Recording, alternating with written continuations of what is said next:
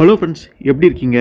மார்ட்டினுடைய கதைகள் பார்த்துருப்போம். அவருடைய கதைகள் வந்து சயின்ஸ் ஃபிக்ஷனும் இருக்கும், மித்தாலஜி இருக்கும், ஹிஸ்ட்ரி இருக்கும், எல்லாமே கலந்து கட்டி ஒரு டிஃப்ரெண்ட்டான த்ரில்லராக தான் இருக்கும். பட் அவருடைய கதைகள் செம்மையாக இருக்கும். சில கதைகள் பார்த்துருக்கோம். அந்த வரிசையில் இன்றைக்கி ஒரு சுவாரஸ்யமான இவருடைய கதையிலேயே முதல்ல தமிழில் வந்த கதை தான். மார்ட்டின் கதையிலேயே தமிழில் வந்த முதல் கதை தான் நினைக்கிறேன். ஸோ அப்படிப்பட்ட ஒரு சூப்பரான கதையை வந்து நம்ம இங்கே பார்க்க போகிறோம். ஸோ இந்த மார்ட்டின் யார், என்ன ஏதுன்னு உங்களுக்கு தெரியல அப்படின்னா இது சம்மந்தமாக ஒரு ஆர்ஜின் வீடியோ வந்து போட்டிருப்போம். இவருடைய கதைகள் 1-2 போட்டிருக்கோம். அது எல்லாமே பார்த்துட்டு கூட இந்த வீடியோவை பாருங்கள், இனிமேல் உங்களுக்கு யூஸ்ஃபுல்லாக இருக்கும். ஸோ இப்போ வாங்க வீடியோக்குள்ளே போயிடலாம்.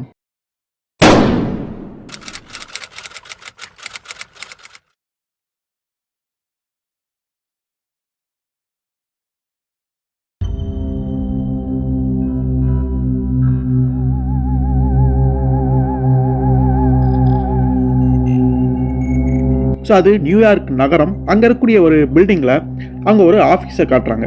ஆஃபீஸ்க்கு வெளியில் உள்ளே போகிறதுக்காக 2 நபர்கள் வந்து வெயிட் பண்ணிக்கிட்டு இருக்கிறாங்க. ஸோ அது என்ன ஆஃபீஸ், எப்படிப்பட்ட இடம் அப்படின்னு பார்க்கும் பொழுது சயின்டிஸ்ட் எல்லாமே தங்களுடைய கண்டுபிடிப்புகளை கொண்டு வந்து அப்ரூவ் வாங்குவாங்கள்ல, ஒரு இடத்துக்கு வருவாங்கள்ல. ஸோ அப்படிப்பட்ட இடம் தான் அது.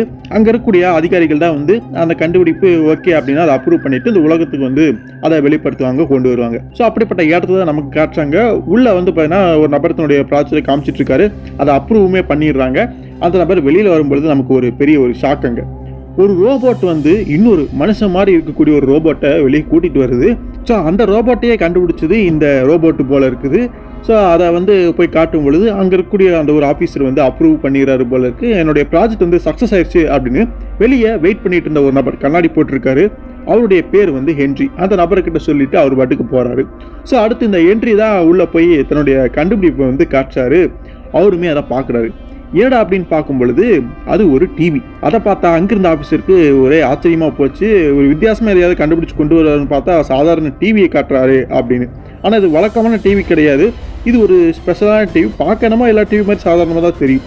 பட் இருந்தாலுமே இது ஒரு சூப்பரான நிறைய விஷயங்கள், உங்களுக்கு தெரியாத பல ஆச்சரியமான விஷயங்கள்லாம் உள்ளே இருக்குது அப்படின்னு அந்த டிவி பற்றி எக்ஸ்பிளைன் பண்ணுறாரு. அந்த டிவி பார்க்குறதுக்கே ரொம்ப சின்னதாக கை கடகமாக இருக்குது.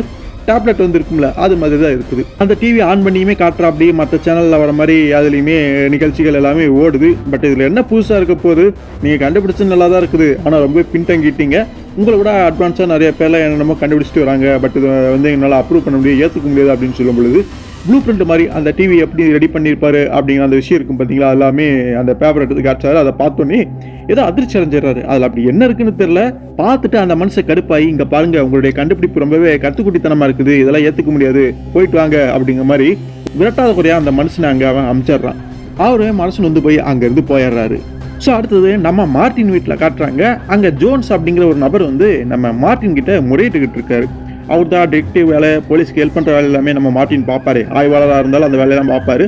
அதனால் அந்த ஜோன்ஸுக்கு நம்ம தனக்கு ஏதோ பிரச்சனை போல இருக்குது. அதை வந்து மார்ட்டின் கிட்ட முறையிட்டுக்கிட்டு இருக்கிறான். அப்படி அந்த ஜோன்ஸ் மார்ட்டின் கிட்ட என்ன சொன்னா அப்படின்னு தெரியல. பட் அந்த விஷயம் எதுவுமே நம்புற மாதிரியே இல்லை. கற்பனைக்கு அப்பாற்பட்ட சமாச்சாரம் எல்லாம் அந்த மனுஷன் சொல்லிட்டு இருந்திருப்பான் போல இருக்கு. மார்ட்டின் வந்து அதை நம்பவே மாட்டேங்காரு. ஃபர்ஸ்ட் அவன் போலீஸ் கிட்ட தான் போயிருக்கான். இதே கதையை அங்கே சொல்லும் பொழுது போலீஸுமே நம்பாம திருப்பி அமைச்சிருக்காங்க. அதனால வேற வழி இல்லாமல் இப்போ மார்ட்டின் கிட்ட வந்திருக்கான். பட் எனக்கு என்ன பண்ணே தெரியல, உங்களை விட்டா எனக்கு ஒரு வழி கிடையாது, நீங்க தான் ஹெல்ப் பண்ணணும். ஸோ உங்களுக்கு தெரிஞ்ச நபர்கள் யாருக்கிட்டையாவது சொல்லுங்க, என்னுடைய பிரச்சனையை சொல்லுங்க, அவங்க இது வந்து என்னுடைய பிரச்சனையை சரி பண்ணலாம்ல, ப்ளீஸ் ஹெல்ப் பண்ணுங்க அப்படிங்கிற மாதிரி சொல்லிட்டு அவன் பாட்டுக்கு போயிடுறேன். சரி, என்னால் முடிஞ்சதே நானுமே பார்க்குறேன், பட் அவங்க ஹெல்ப் பண்ணுறதுக்கு முன் வருவாங்களா அப்படின்னு தெரியல, ஏன்னா நீங்கள் சொல்கிற கதை அந்த மாதிரி இருக்குது அப்படின்னோடனே அவனுமே கொஞ்சம் கவலையாக வேறு வழி இல்லாமல் போயிடுறான். அவன் வீட்டை விட்டு வெளியே போகும் பொழுது ஒரு பொண்ணு அங்கே வரான். அவள் வேறு யாரும் கிடையாது, மார்ட்டினுடைய காதலியான டயானா தான். அவள் அப்போ தான் வேலையை முடிச்சுட்டு அல்லது வெளியே போயிட்டு வீட்டுக்கு வந்துட்டு இருக்கும்பொழுது மார்ட்டின் கிட்ட பேசுகிறா. வெளியில் ஒருத்தர் போகிறா, அப்படி அவர்கிட்ட என்ன சொல்லி அமிச்சிங்க, ஏதோ மூஞ்சி தொங்க போட்டுக்கிட்டு ரொம்ப மோசமாக போயிட்டு இருக்கு அப்படி அப்படின்னு அவள் கேட்கும் பொழுது, அது ஒன்றுமில்ல, ஒரு காதல் கதை, திடீர்னு அவங்களுக்குள்ளே ஏதோ பிரிவு வந்துருச்சு போல இருக்குது, அந்த பொண்ணு இங்கேயோ ஓடி போயிட்டா போல இருக்குது, இதை போய் போலீஸ்ட்டே அவன் கம்ப்ளைண்ட் பண்ணதெல்லாம் பிரச்சனை கிடையாது, ஆனால் அவன் சொன்ன கதை தான் நம்புற மாதிரி இல்லை அப்படின்னோடனே, அப்படி அவன் என்னதான் கதை சொன்னால் அதை போலீஸ் நம்பல, அதுக்கப்புறம் ஏன் உங்ககிட்ட வரணும் அப்படின்னு சொல்லும் பொழுது அவனுடைய காதலியை வந்து டிவி வந்து முழுங்கிருச்சாமா. இதை கேட்ட அதிர்ச்சி அடைஞ்ச டயானாவும் என்னது டிவி முழுங்கிருச்சா அப்படிங்கிற மாதிரி அவளுமே ஆச்சரியத்தா படுறான். ஏன்னா டிவி முழுங்கிருச்சுன்னா யார் தான் நம்புவா. அதனால அவங்க எல்லாருமே அவன் சொன்ன விஷயத்த நம்பாம இருந்திருக்காங்க அப்படிங்கிறது புரியுது. அதுக்கப்புறம் மார்ட்டின் மேலுமே சில விஷயங்களை பேசுறாரு. அதாவது அந்த ஜோன்ஸ் இருக்கான்ல, அவனுடைய காதலிக்கு வந்து கொஞ்ச நாளைக்கு முன்னாடி பிறந்தநாள் வந்துருக்கு. பிறந்தநாள் பரிசு ஏதாவது வாங்கி கொடுக்கலாம் அப்படின்னு அங்கே இருக்கக்கூடிய ஒரு டிஸ்கவுண்ட் ஷாப்புக்கு வந்து போயிருக்கான். அங்கே போய் நிறைய பொருட்கள் அப்படியே பார்த்துருக்கான். அதில் ஒரு பொருள் வந்து இவனுடைய கவனத்தை ஈர்த்திருக்குது. ஏடா அப்படின்னு பார்த்தா அது ஒரு டிவி. ரொம்பவே சின்னதாக கை கடக்கமாக வித்தியாசமாக இருந்திருக்குது. அது இந்த சயின்டிஸ்ட் கண்டுபிடிச்சாரே அதே டிவி தான். அது எப்படி அங்கே போச்சு அப்படிங்கிறதுலாம் தெரியல. பட் அந்த டிவி பார்த்தோன்னே பிடிச்சி போச்சு. அதுக்கு வாரண்டி கேரண்டி எதுவுமே கிடையாது. ஏன்னா அது ஒன்றும் பெரிய அளவு உற்பத்தி செய்யப்பட்டு நிறைய பேர் அதெல்லாம் வாங்கவெல்லாம் கிடையாது. அந்த ஒரே ஒரு டிவி மட்டும்தான் இருக்குது. அதை பார்த்தோன்னே வாங்கிட்டு போயிடுறான். ஆனால் பிரச்சனை என்னன்னா, அந்த டிவியை வாங்கி கொடுத்ததுக்கு அப்புறமா அவனுடைய காதலி வந்து எப்போ பார்த்தாலும் அந்த டிவி முன்னாடியே உட்காந்து அதே தான் பார்த்துட்டு இருந்துருப்பா போல இருக்குது. இவன் வேலையை முடிச்சுட்டா திரும்பி வரும்பொழுது அந்த பொண்ணு பெரும்பாலுமே அந்த டிவி முன்னாடியே பார்த்துட்டு ஏதோ வெறிச்சி அதையே தான் பார்த்துட்டு இருந்திருக்கா. அப்படி அவளுக்கு என்னாச்சுன்னே தெரியல. இப்போ பார்த்தாலும் அந்த டிவியை தான் பார்த்துட்டு இருந்திருக்கா. அப்புறம் ஒரு நாள் திடீர்னு அந்த பொண்ணு காணாமல் போயிருப்பா போல இருக்கு. கேட்டால் டிவி தான் முழுங்கிடுச்சு அப்படிங்கிற ஒரு கதையை வந்து சொல்கிறான். காரணம் அந்த டிவியை எப்பவுமே அவன் பார்த்துட்டு இருக்கிற காரணம் மற்ற சேனல் கூட ஒரு வித்தியாசமான ஒரு புது சேனல் ஒன்று இருக்கும் போல இருக்கு. அதை பார்க்கும்பொழுது தான் ரொம்பவே ஒரு மாதிரி அதிலே ஒரு வசியப்பட்டு அதையே பார்த்துட்டு இருக்க மாதிரியான ஒரு நிலைக்கு தள்ளப்பட்டுருவா போல இருக்கு. இந்த யாவரும் நலம் படத்தில் அந்த ஒரே ஒரு சேனல் மட்டும்தான் வரும், அந்த சீரியல் மட்டும்தானே ஓடு, அந்த மாதிரி ஆகி போச்சு போல இருக்கு அந்த பொண்ணோட நிலைமை. அதை மட்டுமே பார்த்துட்டு இருப்பா போல இருக்கு. திடீர்னு ஒரு நாள் காணாமல் போயிட்டா போல இருக்கு. ஆனால் அதில் புதிரான விஷயம் என்னன்னா, இந்த மார்ட்டின் சொல்ற மாதிரி அந்த பொண்ணு ஓடி போயிருந்தா தன்னுடைய பொருட்கள் திங்ஸ் எல்லாமே எடுத்துட்டு தான் போயிருக்கணும். பட் அவருடைய பொருட்கள் திங்ஸ் உடைகள் எல்லாமே அந்த வீட்லேயே தான் இருந்திருக்கு. பட் சடனாக அவள் காணாமல் போயிட்டா எப்படி அப்படிங்கிறதே புரியல. ஸோ அதுக்கப்புறம் அவன் போலீஸ் கிட்ட போயிருக்கான். டிவி தான் தன்னுடைய காதலியை தூக்கிட்டு போயிருச்சு அப்படிங்கிற மாதிரி கம்ப்ளைண்ட்லாம் பண்ணியிருக்கான். பட் அவங்க நம்பல. அதனால இவன் வேற வழி இல்லாமல் மார்ட்டின் கிட்ட வந்து அதே கதையை சொல்லும் பொழுது அவருமே நம்பல. பட் இருந்தாலுமே எனக்கு ஹெல்ப் பண்ணுங்க, உங்களுக்கு தெரிஞ்ச ஏதாவது அமைப்புகள், உளவு அமைப்புகளோ அல்லது ஏதாவது மூலமா எனக்கு ஹெல்ப் பண்ற மாதிரி செஞ்சு கொடுங்க, ஏதாவது பண்ணுங்க அப்படிங்கிற மாதிரி கேட்டிருக்கான். இந்த விஷயங்களை மார்ட்டின் சொல்லிட்டு இருக்கும் பொழுது திடீர்னு ஒரு விஷயம் ஞாபகத்துக்கு வருது. ஒரு துண்டு சீட்டை ஒரு பேப்பரை பார்த்துட்டு இருக்காரு. அதில் அவன் கேட்டபடி இவனுக்கு ஹெல்ப் பண்றதுக்கு தெரிஞ்ச ஆளுங்க அந்த அமைப்புகள் பற்றி அப்படியே பார்த்துட்டு இருக்காரு. அதில் அட்ரஸ் எல்லாமே போடப்பட்டிருக்கும் போல இருக்கு. அந்த அட்ரஸ் அப்படின்னு மனுஷனுக்கு ஒரு விஷயம் ஞாபகத்துக்கு வந்துடுது. அவன் குடியிருக்கிற அந்த இடம் இருக்கு பார்த்தீங்களா, வீடு, அங்கே தான் ஏதோ சமாச்சாரம் இருக்கும் போல இருக்கு. அதை எப்படி நான் மறந்து போனேன் அப்படின்னு அதிர்ச்சி அடையாரு. அப்படி என்னாச்சும் உங்களுக்கு எதுக்கு அதிர்ச்சி அடையிறீங்க அப்படிங்கிற மாதிரி டயனாவும் கேட்கும் பொழுது, அந்த ஜோன்ஸ் இருக்கக்கூடிய அந்த வீடு வந்து பார்த்தீங்கன்னா செயின்ட் மார்க்கஸ் பிளேஸ் அப்படிங்கிற ஒரு இடம். அதாவது அங்கே இருக்கக்கூடிய தெருவில் தான் மனுஷன் வசிட்டு வந்துட்டு இருப்பான் போல இருக்கு. அங்கே ஏற்கனவே சில சம்பவங்கள் நடந்திருக்கும் போல இருக்கு. அந்த ஒரு சம்பவத்தை நம்மால் விசாரிக்கவும் செஞ்சிருக்காரு அந்த கேஸ் எடுத்து. ஸோ அந்த விஷயத்தை மறக்கவே முடியாது அப்படிங்கிற மாதிரி டயனாவுமே சொல்ல, ஸோ அது அப்படி என்ன சம்பவம் நடந்திருக்கு அப்படிங்கிறது நமக்கு தெரியல. பட் அங்கே அந்த பேய் பிசாசு உள்ள வருது, இது மாதிரியான விஷயங்கள் வந்து அங்கே நடமாட்டம் இருக்கலாம் அப்படின்னு சொல்லப்படுது. அந்த பழைய கேஸில் சம்மந்தப்பட்ட ஏதாவது விஷயம், அதாவது பேய் இது அந்த டிவியில் வந்து அதைக்குது அவனுடைய காதலை பார்த்து அதன் மூலமாக ஏதாவது அதிர்ச்சி அடைஞ்சு அவளுக்கு ஏதாவது ஆகி ஓடிக்குது போயிருக்கலாம் அப்படிங்கிற மாதிரி மார்ட்டின் நினைக்க ஆரம்பிக்காரு. அப்படி இது நடந்ததுன்னா அது பெரிய பிரச்சனையாயிரும். இந்த விஷயத்தை நம்ம சீரியஸாக வந்து பார்க்கணும் அப்படிங்கிற மாதிரி அந்த நிலவரத்துடைய தன்மையை வந்து புரிஞ்சுக்கிறாரு. ஸோ அதனால் மார்ட்டின் வந்து உடனே அந்த ஜோன்ஸுக்கு போன போடுற அப்படி அவன் எங்கே இருக்கா என்னென்னு மேலும் சில விவரங்களை கேட்டு தெரிஞ்சுக்கலாம் அப்படின்னு பண்ணுற அப்படி பார்த்தா அங்கே எதிர்முனையிலேருந்து யாருமே காலை அட்டன் பண்ணல. ஒருவேளை அவன் இன்னும் வீட்டுக்கு போய் சேரலையோ அப்படிங்கிற மாதிரி நினைக்கிறாங்க. சரி அப்புறம் பார்த்துக்கலாம் அப்படிங்கிற மாதிரி அவங்க வேலையை பார்க்க போய்க்கிறாங்க. கொஞ்ச நாள் கழிச்சு பேசிக்கலாம் அப்படிங்கிற மாதிரி அந்த விஷயத்தை அப்போதைக்கு கொஞ்சம் ஈஸியாக விட்டுறாங்க. ஆனாலும் இதுக்கடையில் நம்ம மார்ட்டின் சும்மா இல்லை, அந்த டிவியை பற்றியே தான் யோசிச்சுட்டு இருந்திருக்காரு. கிட்டத்தட்ட இந்த மாதிரியான ஒரு டிவி சம்மந்தப்பட்ட ஒரு ஆராய்ச்சியில் தானே என்ட்ரி வந்து ஈடுபட்டு இருந்தான் அப்படின்னு என்ட்ரியுமே நினைக்க ஆரம்பிக்கிறார். அப்படி மார்ட்டினுக்கு என்ட்ரி எப்படி தெரிஞ்சுது அப்படின்னு தெரியல. ஒரு சயின்டிஸ்ட் அப்படிங்கிறனால ஒரு வேலை ஒரு தெரிஞ்சு வச்சுருந்துருக்கலாம். ஒருவேளை அந்த ஜோன்ஸ் சொன்ன அந்த கதைக்கும் இந்த டிவிக்கும் அந்த என்ட்ரிக்குமே ஏதாவது சம்பந்தம் இருக்குமோ அப்படின்னு தொடர்பு படுத்தியெல்லாம் யோசிச்சுட்டு இருக்கிறாரு. இதுக்கு நமக்கு விடை தெரியணும் அப்படின்னா அந்த என்ட்ரி கண்டுபிடிச்சா தான் உண்டு அப்படின்னு அந்த மனுஷன் எங்கே இருப்பார் அப்படிங்கிறதெல்லாம் தேடியெல்லாம் பார்த்துட்டு இருக்கா. அப்படி அந்த என்ட்ரி எங்கே இருப்பான் அப்படிங்கிறத தெரியல. இவருக்கு வந்து அந்த அட்ரஸ் வந்து கிடைக்கவே இல்லை. ஒருவேளை அந்த என்ட்ரி பிடிச்சோம்னா இந்த மர்மத்துக்கு எல்லாமே விடை கிடைக்கலாம் அப்படிங்கிற மாதிரி அவர் அங்கே உறுதியாக நம்புறாரு. ஸோ அதுக்கப்புறம் செயின்ட் மார்க்கஸ் பிளேஸ் அதே தெருவை காட்டுறாங்க. அங்கே இருக்கக்கூடிய ஒரு அப்பார்ட்மெண்ட்டில் ஒரு வீட்டையுமே காட்டுறாங்க. ஸோ அந்த வீடு வேறு யாருதுமே கிடையாது, ஜோன்ஸுடைய வீடு தான். வீட்டுக்குள்ளே காட்டுறாங்க. ஏதோ சவுண்டு வந்து கேட்குது. அந்த டிவி வந்து அங்கே ஆனாகி ஓடிக்கிட்டு இருக்குது. டிவியில் எந்த படமுமே ஓடலை. சிக்னல் வந்து சரியாக வரலன்னா எப்படி ஓடுமோ அந்த மாதிரி தான் ஓடிக்கிட்டு இருக்குது. சரி அந்த டிவி யார் தான் பார்த்துட்டு இருக்கா அப்படின்னு சோபாவுமே காட்டுறாங்க. அங்கே யாருமே காணோம். ஜோன்ஸ் இருக்கிற மயத்தில் எதுவுமே தெரியல. பட் டிவி மட்டும் ஆனாகி ஓடிக்கிட்டே இருக்குது. அங்கே என்ன நடந்துட்டுருக்கு அப்படிங்கிறது நமக்கு புரியல. ஸோ உடனே வந்து பார்த்தீங்கன்னா திடீர்னு ஒரு பெண்மணியை காட்டுறாங்க. ஏதோ லைப்ரரியில் அந்த அம்மா இருப்பாங்க போல இருக்கு. பக்கத்தில் இருக்க புக்கில் அப்படியே பறந்து போகுது, கீழே விழுகுது. என்னடான்னு பார்த்தா நம்ம மார்ட்டின், ஜாவா, டயானா இவங்க பேருமே அங்கே பேய் படம் பார்த்துக்கிட்டு இருக்காங்க. அந்த ஜோன்ஸ் வந்து அந்த மாதிரியான ஒரு பூச்சாண்டி கதையை சொல்லிட்டு போனதுலேருந்தே இவங்க அதையே செஞ்ச நிலையே இருந்ததுனாலே என்னமோ தெரியல, திடீர்னு பேய் படத்தை வந்து அங்கே பார்த்துக்கிட்டு இருக்காங்க. அதாவது ஏதாச்சும் சேனலில் தான் மாற்றிருப்பாங்க போல இருக்கு. ஒரு பேய் படம் பார்த்துட்டு இருக்காங்க. எந்நேரம் பார்த்தாலும் ஒரு பேய் சிந்தனையாகவே அவங்க மனசுக்குள்ளே ஓடிட்டுருக்கு அப்படிங்கிறது புரியுது. அப்போ அந்த சமயத்தில் ஜோன்ஸ் வந்து கிடைச்சானா அவனை பிடிக்க முடிஞ்சா அப்படின்னு மார்ட்டின்கிட்ட கேட்கும் பொழுது, இல்லை அவன் இன்னும் வீடு திரும்பலையாட்டிருக்கு, இந்த படம் பார்த்துட்டு இருக்கோம்ல அவங்க விளம்பரம் விடட்டும், நான் போய் ஃபோன் பண்ணி அந்த கேப்பில் பேசிட்டு வந்துடுறேன், அவன் இருக்கானா இல்லையான்னு தெரிஞ்சுமில்ல அப்படின்னு மார்ட்டின் சொல்கிறாரு. இவங்க படம் பார்த்துட்டு இருக்காங்க, பரபரப்பாக போயிட்டு இருக்கும் போல இருக்கு. கரெக்டாக அந்த சமயத்தில் பிரேக்குமே விட்டுறாங்க. உடனே நம்ம மார்ட்டின் அவசரமாக போய் நான் போய் ஃபோன் செய்ய போகிறேன் அவனுக்கு அப்படின்னு ஃபோன் பண்ணி பார்க்குறாரு. நம்ம ஜாவாவுக்கும் நல்லா பசியாட்டிருக்கு, பக்கத்தில் இருக்க ஏதாவது ஸ்நாக்ஸ் எடுத்து குறைக்கலான்னு அவனுமே வேகமாக எங்கேயோ போகிறான். ஜாவா அங்கே இருக்கக்கூடிய ஃப்ரிட்ஜை திறந்து ஏதோ ஸ்நாக்ஸ் எடுத்து அவுக்குன்னு ஏதோ பயங்கர பசியில் இருப்பான் போல இருக்கு, நல்லா சாப்பிட்டுக்கிட்டு இருக்கான். நம்ம மார்ட்டினுமே அங்கே ஃபோன் பண்ணுறாரு, லைன் கிடச்சதா என்னன்னு தெரில. அப்போ டயானா டிவி தான் பார்த்துட்டு இருப்பா, விளம்பரம் பார்த்துட்டு இருப்பா. திடீர்னு எதையோ பார்த்து அதிர்ச்சி அடைகிறான். மார்ட்டின் இங்கே வாங்க அப்படிங்கிற மாதிரி கூப்பிட்றான். உடனே மார்ட்டினுமே ஏதோ பதறி அடிச்சுட்டு வேகமாக வந்து பார்க்குறாரு. அது மறைஞ்சு போச்சு அப்படிங்கிற மாதிரி டயானா ஆச்சரியமாக சொல்கிறான். என்ன மறைஞ்சு போச்சு, என்ன நடக்குது அப்படிங்கிற மாதிரி மார்ட்டின் கேட்கும் பொழுது, கேட்டால் நீங்கள் நிச்சயமாக நம்ப மாட்டீங்க. கொஞ்ச நேரத்துக்கு முன்னாடி இங்கே விளம்பரம் ஓடிட்டு இருந்தது. அப்போ ஜோன்ஸ் வந்து இந்த டிவியில் தென்பட்டான். ஒரு பிசாசு மாதிரி, பேய் மாதிரி, எதையுமே தொட்டு உணர முடியாமல் ஆவி மாதிரி அப்படியே ஒரு மாய உருவமாக போனதை நான் பார்த்தேன். அதனால தான் நான் உங்களை கூப்பிட்டேன் அப்படிங்கிற மாதிரி சொல்லும் பொழுது ஜாவாவும் சரி மார்ட்டினும் சரி ஏதாவது லூஸ் மாதிரி ஏதாவது பார்த்துட்டு இது வளராளா அப்படிங்கிற மாதிரி அவங்க வித்தியாசமான ரியாக்ஷன் கொடுக்குறாங்க. தெரியும் நீங்கள் இப்படித்தான் ரியாக்ஷன் கொடுப்பீங்க, என்ன பார்த்தா பைத்தியக்காரி மாதிரி தெரியுதுல அப்படிங்கிற மாதிரி அவளுமே கேட்க, கொஞ்சம் பொருடாயானா நம்ம அப்படி வந்து இதை ஈஸியாகவே எடுத்துக்க முடியாது, நான் செக் பண்ணிட்டு சொல்கிறேன் அப்படின்னு அவர் வந்து ஃபோன் கால் போடுறாரு. எங்கே அப்படின்னு தெரில, தன்னுடைய ஃப்ரெண்டுக்கோ அல்லது ஒரு தெரிஞ்ச நபருக்கோ ஃபோன் பண்ணுறாரு. நீங்கள் அந்த பேய் படத்தை பார்த்துட்டு இருந்தியா அப்படிங்கிற மாதிரி கேட்கும்பொழுது, ஆமாம் பார்த்துட்டு தான் இருக்கேன், விளம்பரம் போட்டாங்கல்ல, அப்போ ஏதாவது வித்தியாசமாக எதையாவது பார்த்தியா அப்படின்னு கேட்கும் பொழுது, ஆமாம் இன்னைக்கு எப்பவும் போல தான் விளம்பரம் எல்லாமே ஓடிட்டு இருந்தது, அப்போ ஒரு வித்தியாசமான ஒரு விஷயத்தை பார்த்தேன், புதுமையாக இருக்கணும்னு விளம்பரத்தில் அதுக்கு இது சேர்த்துருக்காங்களா என்னன்னு தெரில, திடீர்னு ஒரு விளம்பரத்துக்கு நடுவில் ஏதோ ஒரு உருவம் அப்படியே மாய பிசாசாட்ட பேயாட்ட அப்படியே என்னால் போனதை பார்க்க முடிஞ்சுது, அது ஒரு மாதிரி நல்லா தான் இருந்தது அப்படின்னு சொல்லும் பொழுது மார்ட்டின் அதிர்ச்சி அடையாரு. என்னது ஏதோ உருவம் வந்து போச்சா அப்படிங்கிற மாதிரி. ஸோ இங்கே டயானா பார்த்தது உண்மைதான். அதே உருவத்தை வந்து அந்த நபருமே மார்ட்டின் ஃபோன் பண்ணி பேசினார்ல அந்த நபருமே பார்த்துருக்காரு. ஸோ இதில் ஏதோ விஷயம் இருக்குது, அந்த உருவம் வந்து தானாக வந்து போயிருக்கிறதுக்கு வாய்ப்பு கிடையாது, இங்கே ஏதோ தப்பாக இருக்குது, உடனடியாக போய் நம்ம வந்து ஜோன்ஸை கண்டுபிடிச்சாங்கன்னா அவனுடைய வீட்டுக்கு போவோம் அப்படின்னு அவசரமாக 3 பேருமே கிளம்பி அங்கே போகிறாங்க. அந்த தெருவுக்குமே வந்துடுறாங்க. அந்த அப்பார்ட்மெண்ட்டை நெருங்கி அந்த வீட்டுக்குள்ளே போகிறதுக்கு முன்னாடி அங்கே காவலுக்கு ஒருத்தர் இருப்பான் போல இருக்கு, அவன் வந்து உள்ளே வந்து ஈஸியாக வந்து உள்ளே விடலை. அந்த நபருக்கு மார்ட்டின் யார், எப்பேற்பட்ட ஆளுங்கிற எல்லாமே தெரியும், இருந்தாலுமே உள்ளே வர்றதுக்கு அவர் விடலாம், அவரோட கடமையை அவர் செய்கிறாரு. ஸோ மார்ட்டினை பொறுத்த வரைக்கும் ஜோன்ஸ் வந்து வீட்டில் நல்லா இருக்காரா அப்படிங்கிறத நாங்கள் சரி பார்த்தா போதும், நீ சாவி கொடு அப்படிங்கிற மாதிரி கேட்குறா. அப்படி ஸோ 2 கீ இருக்கும் மாட்டிருக்கு. ஒரு கீ வந்து இந்த நபர்கிட்ட அந்த ஜோன்ஸ் கொடுத்து வச்சிருப்பான் போல இருக்கு. அந்த கீயை வாங்கிட்டு உள்ளே போய் பார்க்கலாம் ஜோன்ஸ் இருக்கானா இல்லையான்னு தெரிஞ்சுக்கலாம் அப்படின்னு வந்து மார்ட்டின் முயற்சி பண்ணுறாரு. அதுவும் இல்லாமல் அந்த ஜோன்ஸ் வந்து நல்லா இருந்தாருன்னா சரி, நாங்கள் அதை பார்க்குறக்காக தான் வந்தோம் அப்படின்னு எவ்வளோ பேசி அந்த மனுஷனை கன்வின்ஸ் பண்ணி கடைசியில் மேலேயுமே கூட்டிகிட்டு போக வச்சிடறாங்க. அந்த அப்பார்ட்மெண்ட்டுக்கு போய் டோரை போய் சாவி வாங்கிட்டு திறந்தும் பார்க்குறாங்க. உள்ளே ஏதோ சத்தம் கேட்டுட்ருக்கு, டிவி தான் ஓடிட்டு இருக்கும் போல இருக்குது, உள்ளே யாராவது இருக்காங்களா அப்படின்னு ஜோன்ஸ் அப்படின்னு கூப்பிட்டும் பார்க்குறாங்க. எந்த ஒரு சத்தத்தையும் காண ஆள் இருக்கிற மாதிரியே தெரியல. ஸோ அங்கே ஜோன்ஸில் அப்படிங்கிறத புரிஞ்சுக்கிறாங்க. நாங்கள் அந்த டிவி மட்டும் ஓடிக்கிட்டே இருக்கிறத பார்க்குறாங்க.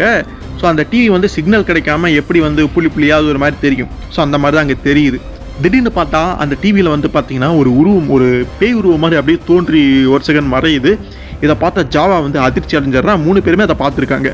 ஸோ அதுக்கப்புறம் இந்த டிவி வந்து பழைய நிலைமைக்கு போயிடுது. பட் இந்த டிவியில் தான் ஏதோ விலங்கு இருக்குது அப்படிங்கிறத மார்ட்டின் வந்து புரிஞ்சுக்கிறாரு. அந்த டிவி எடுத்து சுற்றி முற்றியும் பார்க்குறாரு. ரொம்பவே வித்தியாசமாக இருக்குது, வழக்கமான ஒரு எலக்ட்ரானிக் டிவைஸ் மாதிரி இல்லாமல் டிஃப்ரெண்ட்டாக அது செய்யப்பட்டிருக்கு அப்படிங்கிறத புரிஞ்சுக்கிறாரு.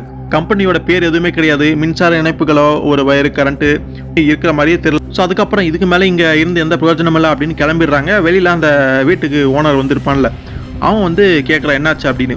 ஜோன்ஸ் வந்து வீட்டில் இல்லை அப்படிங்கிற மாதிரி மார்ட்டின் சொல்லும் பொழுது அது அவனுக்கு அதிர்ச்சியாக இருக்குது. என்னது, அவரை காணாமா, அவருமே வீட்டை விட்டு போயிட்டாரா? கொஞ்ச நாளைக்கு முன்னாடி அவருடைய காதலி போனாங்க, இப்போ அவருமே போயிட்டாரு, ஏன் எதுக்காக இந்த மாதிரி பண்ணுறாங்க? ஒரு வேளை வீட்டு பின்வாசல் வழியாக இது போயிருப்பாங்களா? ஆனால் ஏன் அதுக்கு அப்படி என்ன அவசியம் வந்துச்சு, எதுக்காக இந்த மாதிரி பண்ணுறாங்க அப்படின்னு புரியாத குழப்பத்தில் அவர் இருக்கிறதையுமே பார்க்க முடியுது. ஸோ இது எல்லாமே கேட்டுட்டு மார்ட்டின் சொல்கிறாரு, எது எப்படியோ ஒரு வேளை ஜோன்ஸுக்கு இது திரும்பி வந்தாரா எனக்கு இன்ஃபார்ம் பண்ணுங்க, நான் வந்து பார்த்துக்கிறேன் அப்படிங்கிற மாதிரி சொல்லிட்டு அங்கேருந்து போயிடுறாரு. காருக்குள்ளேயுமே ஏறிடுறாங்க. அப்போ தான் தெரியுது நம்ம மார்ட்டின் ஒரு விஷயத்தை அங்கே பண்ணியிருக்காரு அப்படின்னு, அந்த டிவியை அங்கேருந்து ஆட்டை போட்டு வந்துட்டார் அப்படின்னு. ஸோ அது வந்து அவருக்கு தப்பாக தெரில, பட் இந்த டிவியில் ஏதோ வில்லங்கம் இருக்குது அப்படிங்கிறனால இதை பற்றி தெரிஞ்சுக்கணும்னா அதை கொண்டு போனால் மட்டும்தான் முடியும் அப்படின்னு அந்த டிவி வந்து பார்க்குறாங்க. டயானா அந்த டிவி வாங்கி அதை ஆன் பண்ணவும் செய்கிறா. டிவி பாட்டுக்கு அது பாட்டுக்கு சர்வசாதாரணமாக ஓடுது. எந்த ஒரு சிக்னல் வந்து எங்கேருந்து வருது எப்படின்லாம் தெரில, டியூன் பண்ணாமலே அது பாட்டுக்கு ஓடுது. இவங்க காரில் வந்து போய்கிட்டு இருக்காங்க சந்தில், எந்த ஒரு சரியான சிக்னலும் கிடைக்காத இடத்துல வந்து டிவி அவ்வளோ கிளியராக வந்து பளிச்சுன்னு வந்து ஓடுது. ஸோ அந்த டைமில் வந்து காட்டுறாங்க. அந்த டைம்லலாம் டிவியில் அந்த ஆண்டனா சிக்னல் இப்படி தானே நமக்கு டிவி வந்து ஓடும். ஸோ அந்த காலகட்டம் அங்கே தான் கதை நடக்கிற மாதிரி காட்டப்படுது. அப்படி இருக்கும் பொழுது இந்த டிவி எப்படா ஒரு சிக்னல் வந்து சரியாக டியூன் பண்ணாமல் எப்படி ஓடுது அப்படின்னு அதிர்ச்சியாக ஆச்சரியமாக அதை பார்த்துக்கிட்டு இருக்காங்க. ஸோ அதே சமயத்தில் நகரோடைய மேற்கு பகுதியில் இருக்கக்கூடிய ஒரு பழைய கட்டடத்தில் வந்து ஒரு நபரை காட்டுறாங்க. அது வேறு யாரும் கிடையாது, அந்த சயின்டிஸ்ட் ஹென்றி தான். அங்கே கம்ப்யூட்டர் முன்னாடி உட்காந்து ஏதோ வேலை பார்த்துட்டு இருப்பார் போல இருக்கு, சின்ன ரிப்பேர் வேலை பார்த்துட்டு இருக்காரு.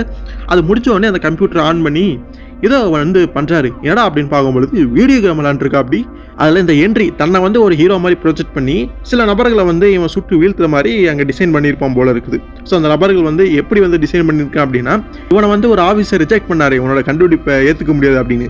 அந்த மாதிரி ஆஃபீஸுகளை டிசைன் பண்ணி இவன் வந்து கேம் மாதிரி ப்ளே பண்ணிட்டு இருக்கான். அந்த கோவத்தை வந்து அப்படி வந்து மனுஷன் காமிச்சிட்டு இருக்கிறான். ஸோ அதுக்கப்புறம் மார்ட்டின் அவருடைய வீட்டுக்கு வந்துடுறாரு. அந்த டிவி நல்லாமே ஆராய்ச்சி பண்ணி பார்க்குறாங்க. அந்த டிவி ஓப்பன் பண்ண முடியுமா, திறந்துக்குது, உள்ள பார்ட்ஸ் எல்லாம் எப்படி வேலை செய்யுதுன்னு பார்க்கலாமான்னு பார்க்கும்பொழுது சொன்ன மாதிரி ரொம்பவே டைட்டாக ஒட்டப்பட்டிருக்குது. அவ்வளோ ஈஸியாக அதை திறக்கவே முடியாது போல இருக்குது. என்னதான் எலக்ட்ரானிக் அந்த டிவைஸ் எல்லாமே பார்க்கவே ரொம்ப சுலபமானதாக இலகுவாக இருந்தாலுமே அது அநியாயத்துக்கு ரொம்ப இலகுவாக இருக்கும் போல இருக்குது. திறந்து கூட பார்க்க முடியாத அளவுக்கு ரொம்ப டிசைனிங் ரொம்ப சூப்பராக அது வந்து ரெடி பண்ணியிருப்பாங்க போல இருக்கு. மார்ட்டினுக்கு ஒரே ஆச்சரியம், ஒரு சாதாரண கண்ணாடியை வச்சு நம்ம பார்த்துட்டு இருக்க மாதிரி இருக்குது அப்படிங்கிற மாதிரி அதை கவனிக்கிறாரு.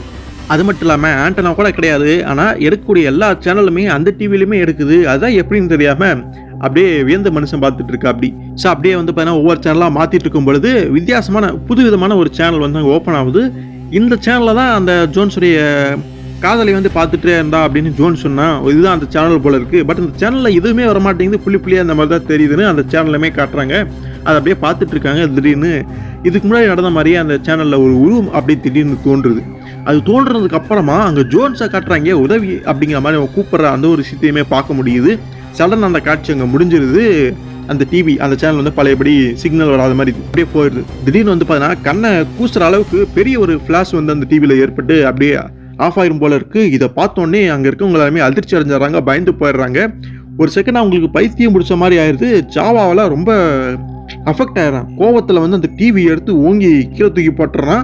அப்படி ஒரு விஷயத்த ஜாவா செஞ்சதுனால மார்ட்டின் பெருசாக கவலைப்படல. எங்களுக்கே ஒரு மாதிரியாக தான் இருந்தது, நீ செஞ்சதில் தப்பே இல்லை, உன்னுடைய மனநிலையை நான் புரிஞ்சுக்கிறேன் அப்படிங்கிற மாதிரி அவருமே சொல்லிடுறாரு. பட் அதில் நடந்த ஒரு நல்ல விஷயம் என்னன்னா, அந்த டிவி வந்து கீழே பட்டதில் உடஞ்சு போயிடுது. அப்படி உள்ள என்னதான்டா பார்ட்ஸ் இருக்குது அப்படின்னு தெளிவாக பார்க்க ஆரம்பிக்கிறாங்க. உள்ள இந்த மதர் போர்டு, ஒயரு, சில விஷயமெல்லாம் இருக்கும்ல, அந்த மாதிரி எதுவுமே இல்லை. ரொம்பவே சொற்பமான சில விஷயங்கள் மட்டும்தான் இருக்குது. இந்த மந்திரவாதிகளை ஏதோ ஒரு நட்சத்திரம் மாதிரி ஒரு டாலர் வந்து வச்சிருப்பாங்களே, அது மாதிரியான ஒரு ஸ்டார் மாதிரியான அமைப்பு, அப்புறம் ஏதோ பாட்டில், அதில் வந்து ஏதோ சில விஷயங்கள் இருக்கும் போல இருக்குது. இவ்வளோதான் செட்டப்பே, இவ்வளோதான் இருக்குது. இதை மட்டும் வச்சு எப்பறா ஒரு டிவி வந்து பார்க்க முடியும், காட்ட முடியும்னு தெரியாமல் அதிர்ச்சியாக பார்த்துட்டு இருக்காங்க. மார்ட்டின் அதை தெளிவாக வந்து பார்க்குறாரு. அந்த ஒரு பாட்டில் இருக்கும் பார்த்தீங்களா, அதுக்குள்ளே ஏதோ உரமம் முடி மாதிரி ஏதோ விஷயம் உள்ளே இருக்கும் போல இருக்குது. அது போக ஏதோ ஒரு திரவம் வந்து உள்ளே நிரப்பப்பட்டிருக்கும் போல இருக்குது. இது ஏதோ எலக்ட்ரானிக் மாதிரியான விஷயங்கள் மாதிரியே தெரியல, ஏதோ மாயாஜாலம் மந்திர தந்திரம் பண்ண மாதிரி அப்படித்தான் இருக்குது அந்த விஷயங்கள் எல்லாமே. அந்த ஸ்டாரோட ஒரு சின்னதாக ஒரு வயர் மாதிரி, அதாவது வயரில் சிவப்பு பட்டையிலான ஒரு சின்ன ஒரு விஷயம் அப்படியே ஸ்க்ரீனோட இணைக்கப்பட்டிருக்கு. மொத்தமாகவே அவ்வளோதான் செட்டப். பட் இருந்தாலுமே அந்த டிவி வந்து அங்கே ஓடுது. ஸோ இதெல்லாமே பார்த்துட்டு மார்ட்டின் ரொம்ப அதிர்ச்சி அடைகிறாரு. எலக்ட்ரானிக்ஸை வந்து 20வது நூற்றாண்டோட ஒரு அற்புதம் அப்படின்னு சொல்லுவாங்க, ஆனால் இது எலக்ட்ரானிக் கூட கிடையாது, அதுக்கும் மேலே ஒரு பெரிய விஷயமா இருக்குது. இப்போ அந்த டிவி அவங்கள முழுங்கிருச்சு அப்படின்னு சொன்னால் நான் கூட நம்புவேன் அப்படிங்கிற மாதிரி அந்த ஒரு தீவிரத்தை வந்து புரிஞ்சுக்கிறது அங்கே பார்க்க முடியுது. அப்போ தான் அவருக்கு சில விஷயங்கள் அங்கே ஞாபகத்துக்கு வருது. அந்த ஹென்றி இருப்பான்ல, அவனுமே அந்த செயின்ட் மார்க்கெட் பிளேஸ் அங்கே தான் ஆரம்பத்தில் ஆராய்ச்சி பண்ணிட்டு இருந்தானாமா. அவன் விட்டு போனதுக்கு அப்புறமா அந்த மேஜிக் சார்ந்த விஷயங்கள், எலக்ட்ரானிக்ஸ் விஷயங்கள் எல்லாமே அங்கே இருந்திருக்கு. அதெல்லாமே அங்கே ஒரு மாய தோற்றங்கள்லாம் அங்கே நடமாட ஆரம்பிச்சிருக்கும் போல இருக்குது. அதுக்கப்புறம் அந்த ஹென்றி அந்த இடத்த விட்டு வேற ஒரு இடத்துக்கு குடி போயிட்டான். அங்கே வந்து இந்த டிவி வந்து தயாரிச்சிருக்கான். அதுக்கப்புறம் அந்த டிவி அவங்ககிட்ட இருந்து எங்கே போச்சு அப்படின்னு தெரியல. பட் எப்படியோ அந்த ஒரு டிஸ்கவுண்ட் அந்த ஷாப்புக்கு வந்து எப்படியோ போயிருந்துருக்குது. ஸோ அந்த கடைக்கு போனதுக்கு அப்புறமா விதியோட விளையாட்டுங்கிற மாதிரி அந்த கடைக்கு போய் இந்த ஜோன்ஸ் வந்து இந்த டிவியை வாங்கியிருக்கான். அந்த ஜோன்ஸ் அப்போ இதுக்கு முன்னாடி ஹென்றி இருந்த அதே வீட்டில் தான் வந்து இப்போ கூடி வந்திருக்கிறான். ஸோ அந்த டிவியை ஜோன்ஸ் வாங்குறதுக்கு முன்னாடி ஹென்றி முன்னாடி கூடியிருந்த அந்த வீட்டுக்கு ஜோன்ஸ் வந்து வந்திருக்கான். ஸோ அதுக்கப்புறமா தான் அந்த டிவி போய் வாங்கியிருக்கான். ஸோ அந்த வீட்டுக்கு வந்ததுனால அந்த பழைய இடத்துக்கு அந்த டிவி வந்து சேரணும் அப்படின்னு அந்த டிவியே இவனை தூண்டி விட்டுருக்கும். அதுபடி அவன் அந்த கடைக்கு போய் அந்த டிவி வாங்கிட்டு வந்திருக்கலாம். அதுபடி அந்த டிவி தன்னுடைய பழைய இடத்துக்கே வந்ததுக்கப்புறமா இது மாதிரி அதோடைய அமானுஷ்ய வேலைகளை வந்து செஞ்சுட்டு இருக்கலாம் அப்படிங்கிற மாதிரி ஒரு பேய்க்கதை மாதிரிலாம் அங்கே சொல்லிக்கிட்டு இருக்காங்க.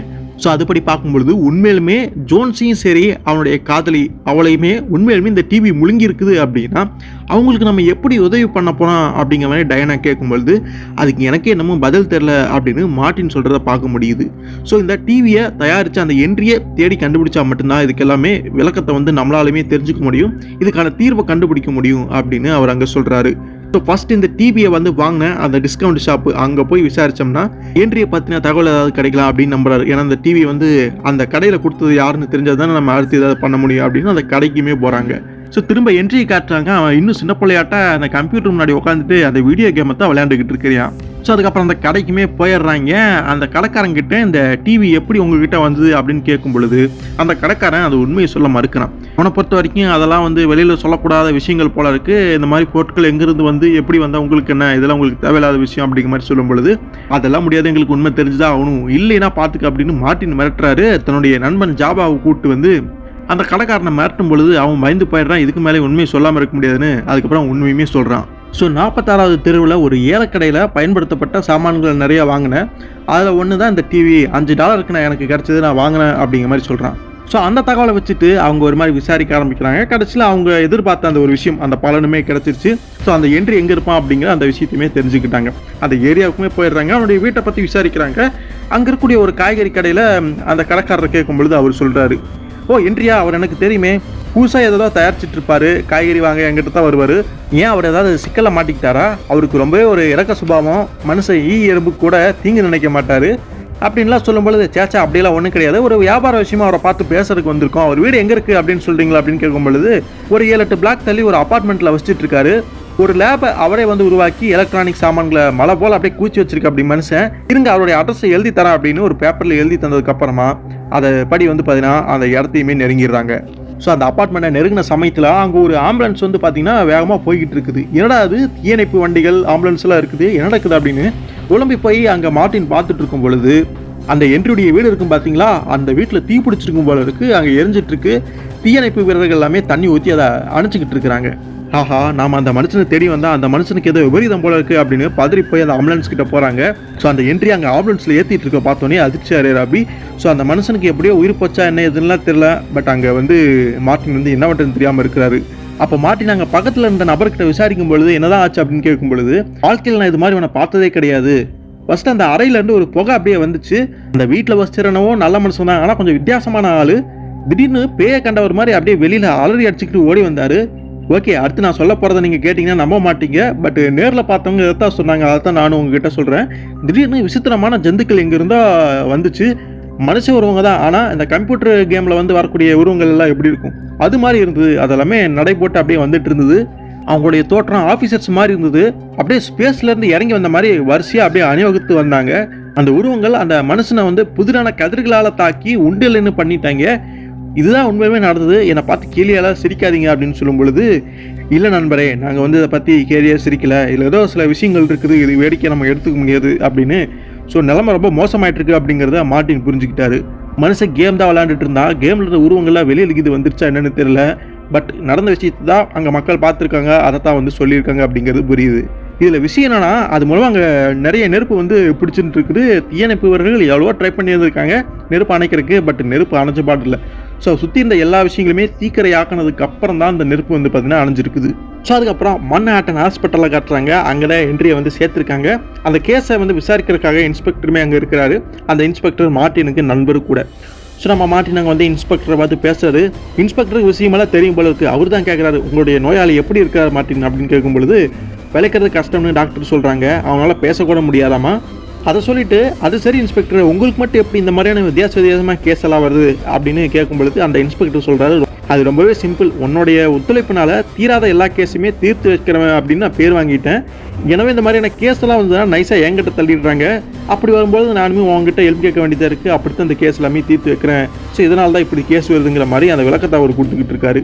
ஸோ இதே அப்படியா அவன் மயக்கம் தெளிஞ்சதுக்கு அப்புறமா நீ போய் பார்த்துட்டு வா மார்ட்டின், அதுக்கப்புறம் என்னையுமே பேசுறதுக்கு ஒரு வாய்ப்பு கொடு, அனுமதி அப்படிங்கிற மாதிரி கேட்குறாரு.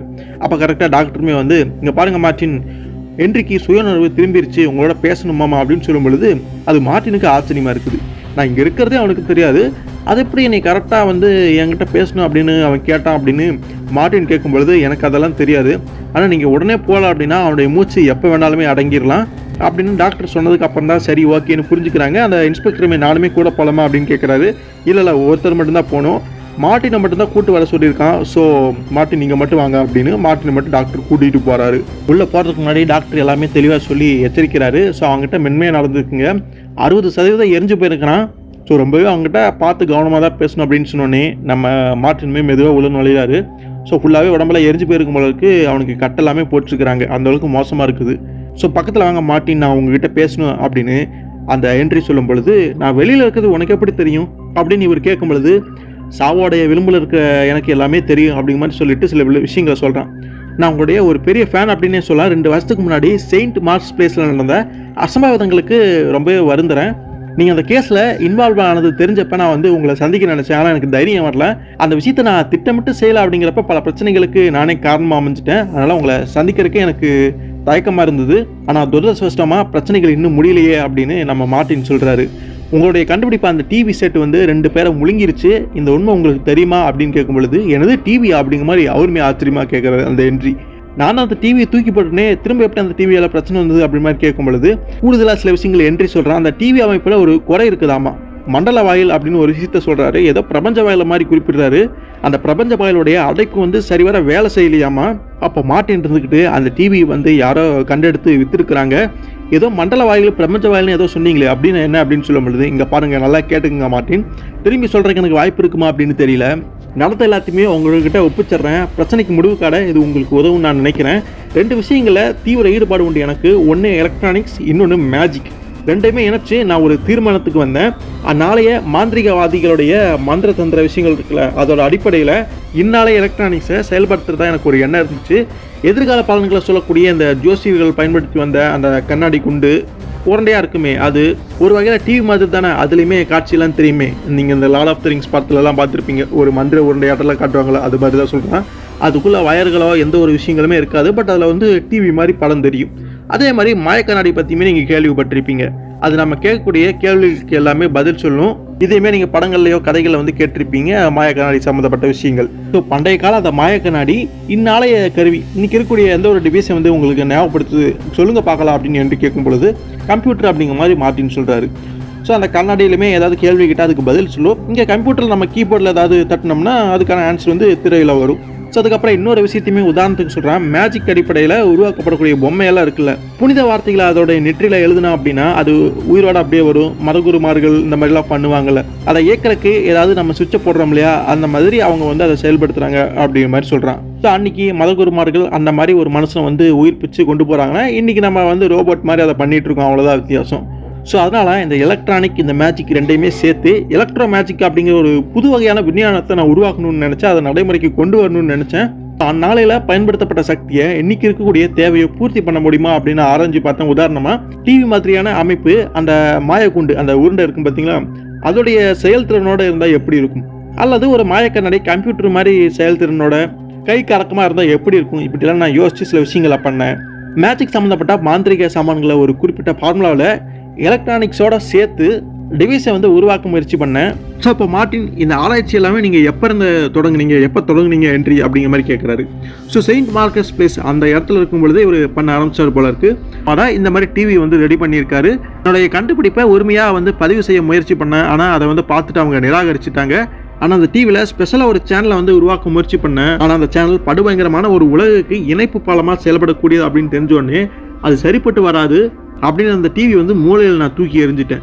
அதை கேட்டோன்னே மார்ட்டின் சொல்கிறாரு, நீங்கள் காலி பண்ணிட்டீங்க, அந்த இடத்த விட்டு போயிட்டீங்க. ஆனால் ஜோன்ஸ் அப்படிங்கிற ஒரு நபர் வந்து குடி வந்திருக்கா. அப்படி இதுக்கப்புறம் எப்படியோ அந்த இடத்த விட்டு போன அந்த டிவி திரும்ப அங்கேயே வந்து சேர்ந்துருக்குது. இதை கேட்டோன்னே அந்த என்ட்ரி வந்து ஆச்சரியமடைனா, எப்படியெல்லாம் வந்திருக்காது மார்ட்டின், டிவிக்குள்ளே பதுங்கிருக்கக்கூடிய தீய சக்தி தான் திரும்ப வெளியே வந்து உழவ துடிக்குது. டிவி ஜோன்ஸோட கைக்கு வரணும்னா அந்த தீய சக்திகள் ஒரு தூண்டுகோலாக இருந்திருக்குது. நான் தயாரித்த கம்ப்யூட்டரை சரி செஞ்சு முடிக்க வரையுமாவது நான் உயிர் வாழ ஆசைப்பட்றேன். ஸோ இந்த கம்ப்யூட்டர் அப்படின்னு பார்க்கும்பொழுது நம்மளால் கேம் விளாண்டுருந்தா அப்படி அந்த கம்ப்யூட்டர் உருவாக்கி தான் இது பண்ணிட்டு இருந்திருக்காரு. அதை பற்றி தான் சொல்கிறேன். அப்படி அதை சரியாக சூப்பராகவே வடிவமைச்சிருந்திருக்காரு. ஆனால் பிரச்சனைனா ஏதோ ஒரு குறுக்கு சக்தி மாதிரி ஏதோ ஊடுருவி இருக்கும் போல இருக்குது அதுக்குள்ளே. இவர் சும்மா அந்த ஆஃபீஸர்ஸ் எல்லாமே வர வச்சு இவர் ஹீரோ மாதிரி காமிச்சு கேமெல்லாம் விளாண்டுட்டு இருந்தார். பட் அது எல்லாமே என்ன ஆயிருதுன்னா, இவர் டிவி ஆஃப் பண்ணார். அதாவது அந்த கம்ப்யூட்டர் வந்து ஆஃப் பண்ணியிருக்காரு. அது ஆஃப் ஆயிடுச்சு அப்படின்னா எல்லாமே அப்படின்னு நின்று இருக்கணும்ல. பட் இருந்தாலுமே ஸ்க்ரீனில் இருந்து அந்த விஷயங்கள் எல்லாமே வெளியில் வர ஆரம்பிச்சிருக்கும் போல இருக்குது. ஸோ இவரை கொல்றதுக்கு அப்படி வெளியே வந்த அந்த உருவங்களை தான் மக்கள் வந்து பார்த்துருப்பாங்க. அங்கே தான் அந்த தீ விபத்து நடந்திருக்கும். அதில் தான் மனுஷன் எரிஞ்சு போயிருந்திருப்பா. அப்படி ஸோ இப்படித்தான் அந்த விஷயம் நடந்ததுன்னு அந்த கம்ப்யூட்டர் கதையை வந்து சொல்லிட்டு இருக்காரு. ஸோ மார்ட்டின் கேட்குறாரு, உன்னை அதை எதுக்காக கொல்லணும், அவைகளுக்கும் உனக்கும் இடையில என்ன மாதிரியான விரோதம் இருக்குது அப்படின்னு கேட்குறாரு. ஸோ பல்வேறு உலகுக்கு செல்லக்கூடிய வழிகள் நான் தெரியாதனமாக திறந்துட்டேன், அதை வந்து மூடக்கூடாது அப்படின்னு அது எதிர்க்குது. அந்த திறப்பட வழியாக பூமிக்கு வந்து ஆக்கிரமிக்க அந்த விஷயங்கள் துடிக்குது. அது தடுத்து நிறுத்தப்படல அப்படின்னா ஏகப்பட்ட அமலையும் குழப்பமும் தலைதூக்கும், மனிதனம் வந்து அழியறதே நிச்சயம். ஸோ எல்லா எலக்ட்ரானிக் டிவைஸுமே அவருடைய கட்டுப்பாட்டுக்குள்ளே போயிடும். தப்பு முழுக்க என்னோட பேரில் தான் அப்படிங்கிறத அவன் தெளிவாகவே சொல்லிடுறான். ஆனால் மார்ட்டினுக்கு எதுவுமே அங்கே ஒன்றுமே புரியல. பட் அது எல்லாமே தெளிவாக விளக்கி சொல்கிறதுக்கு எனக்கு நேரம் இல்லை. இப்போ நான் திறந்த அந்த திறப்பு எல்லாமே மூடணும், இல்லைன்னா பெரிய பிரச்சனையாயிரும் அப்படிங்கிற மாதிரி ஹென்றி வந்து எச்சரிக்கிறான். ஸோ அது எங்கே இருக்குது, எப்படி மூடணும் அப்படின்னு கேட்கும் பொழுது எனக்கு சரியாக ஞாபகம் வர மாட்டேங்குது. என்னுடைய யோசனையை முடக்கி போடுறதுக்கு அது எல்லாமே ட்ரை பண்ணுது அப்படின்னு சொல்லிட்டு இருக்கும் பொழுது வெளியில் சில வினோதமான விஷயங்கள் நடக்க ஆரம்பிக்குது. மக்கள் எல்லாமே அதை பார்த்துட்டு இருக்காங்க. அங்கே வானத்தில் ஏதோ ஒரு மேகம் வந்து அப்படியே வருது. ஆக்சுவலாக மேகம் கிடையாது, ஒரு விதமான புகை மண்டலம் அப்படியே வருது. அதுல இருந்து திடீர்னு பார்த்தா ஸ்பேஸ்ஷிப் எல்லாம் வருது. ஏலியன் ஸ்பேஸ்ஷிப் இருக்கும்ல, அது எல்லாமே விண்கலங்கள் எல்லாமே அங்கே வர ஆரம்பிக்குது.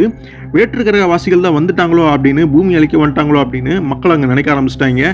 அந்த விண்கலங்கள் எல்லாமே மண்ணாட்டன் வழியாக அப்படியே சீறிக்கிட்டு பறக்குது. திடீர்னு ஏதோ வித்தியாசமான கதிரிக்கிறது மூலமாக அங்கே தாக்குது. நிறைய குழப்பமும் அங்கே பிரச்சனையும் அங்கே ஏற்படுது. அங்கே வந்து போலீஸ்காரர் வந்து ஒரு ஸ்பேஸ்ஷிப்பை, ஒரு விண்கலத்தை வந்து சுடுறாரு. பட் அது திருப்பி தாக்குனதுல இந்த மனுஷன் அப்படியே ஷாக் அடிச்ச மாதிரி அப்படியே நிலக்குழஞ்சு போயிடுறாரு, கீழே விழுந்துடுறாரு. அந்த விண்கலங்கள் போன இடம் எல்லாமே பெரிய ஒரு நாசத்தை ஏற்படுத்திட்டு தான் போயிருக்குது. அப்படி போற அந்த ஸ்பேஸ்ஷிப் எல்லாமே கடைசியா மன்ஹாட்டன் ஹாஸ்பிட்டல், அதாவது ஹென்றி வந்து அட்மிட் பண்ணியிருக்காங்களா அந்த இடத்த நோக்கி தான் போயிட்டு இருக்கு. ஹென்றி கொள்றாங்களா அப்படிங்கிறது புரியுது. இதை புரிஞ்சுக்கிட்ட ஹென்றியுமே எனக்குள்ள வந்துட்டு இருக்காங்க, ப்ளீஸ் காப்பாத்துங்க அப்படி மாதிரி கதறான்.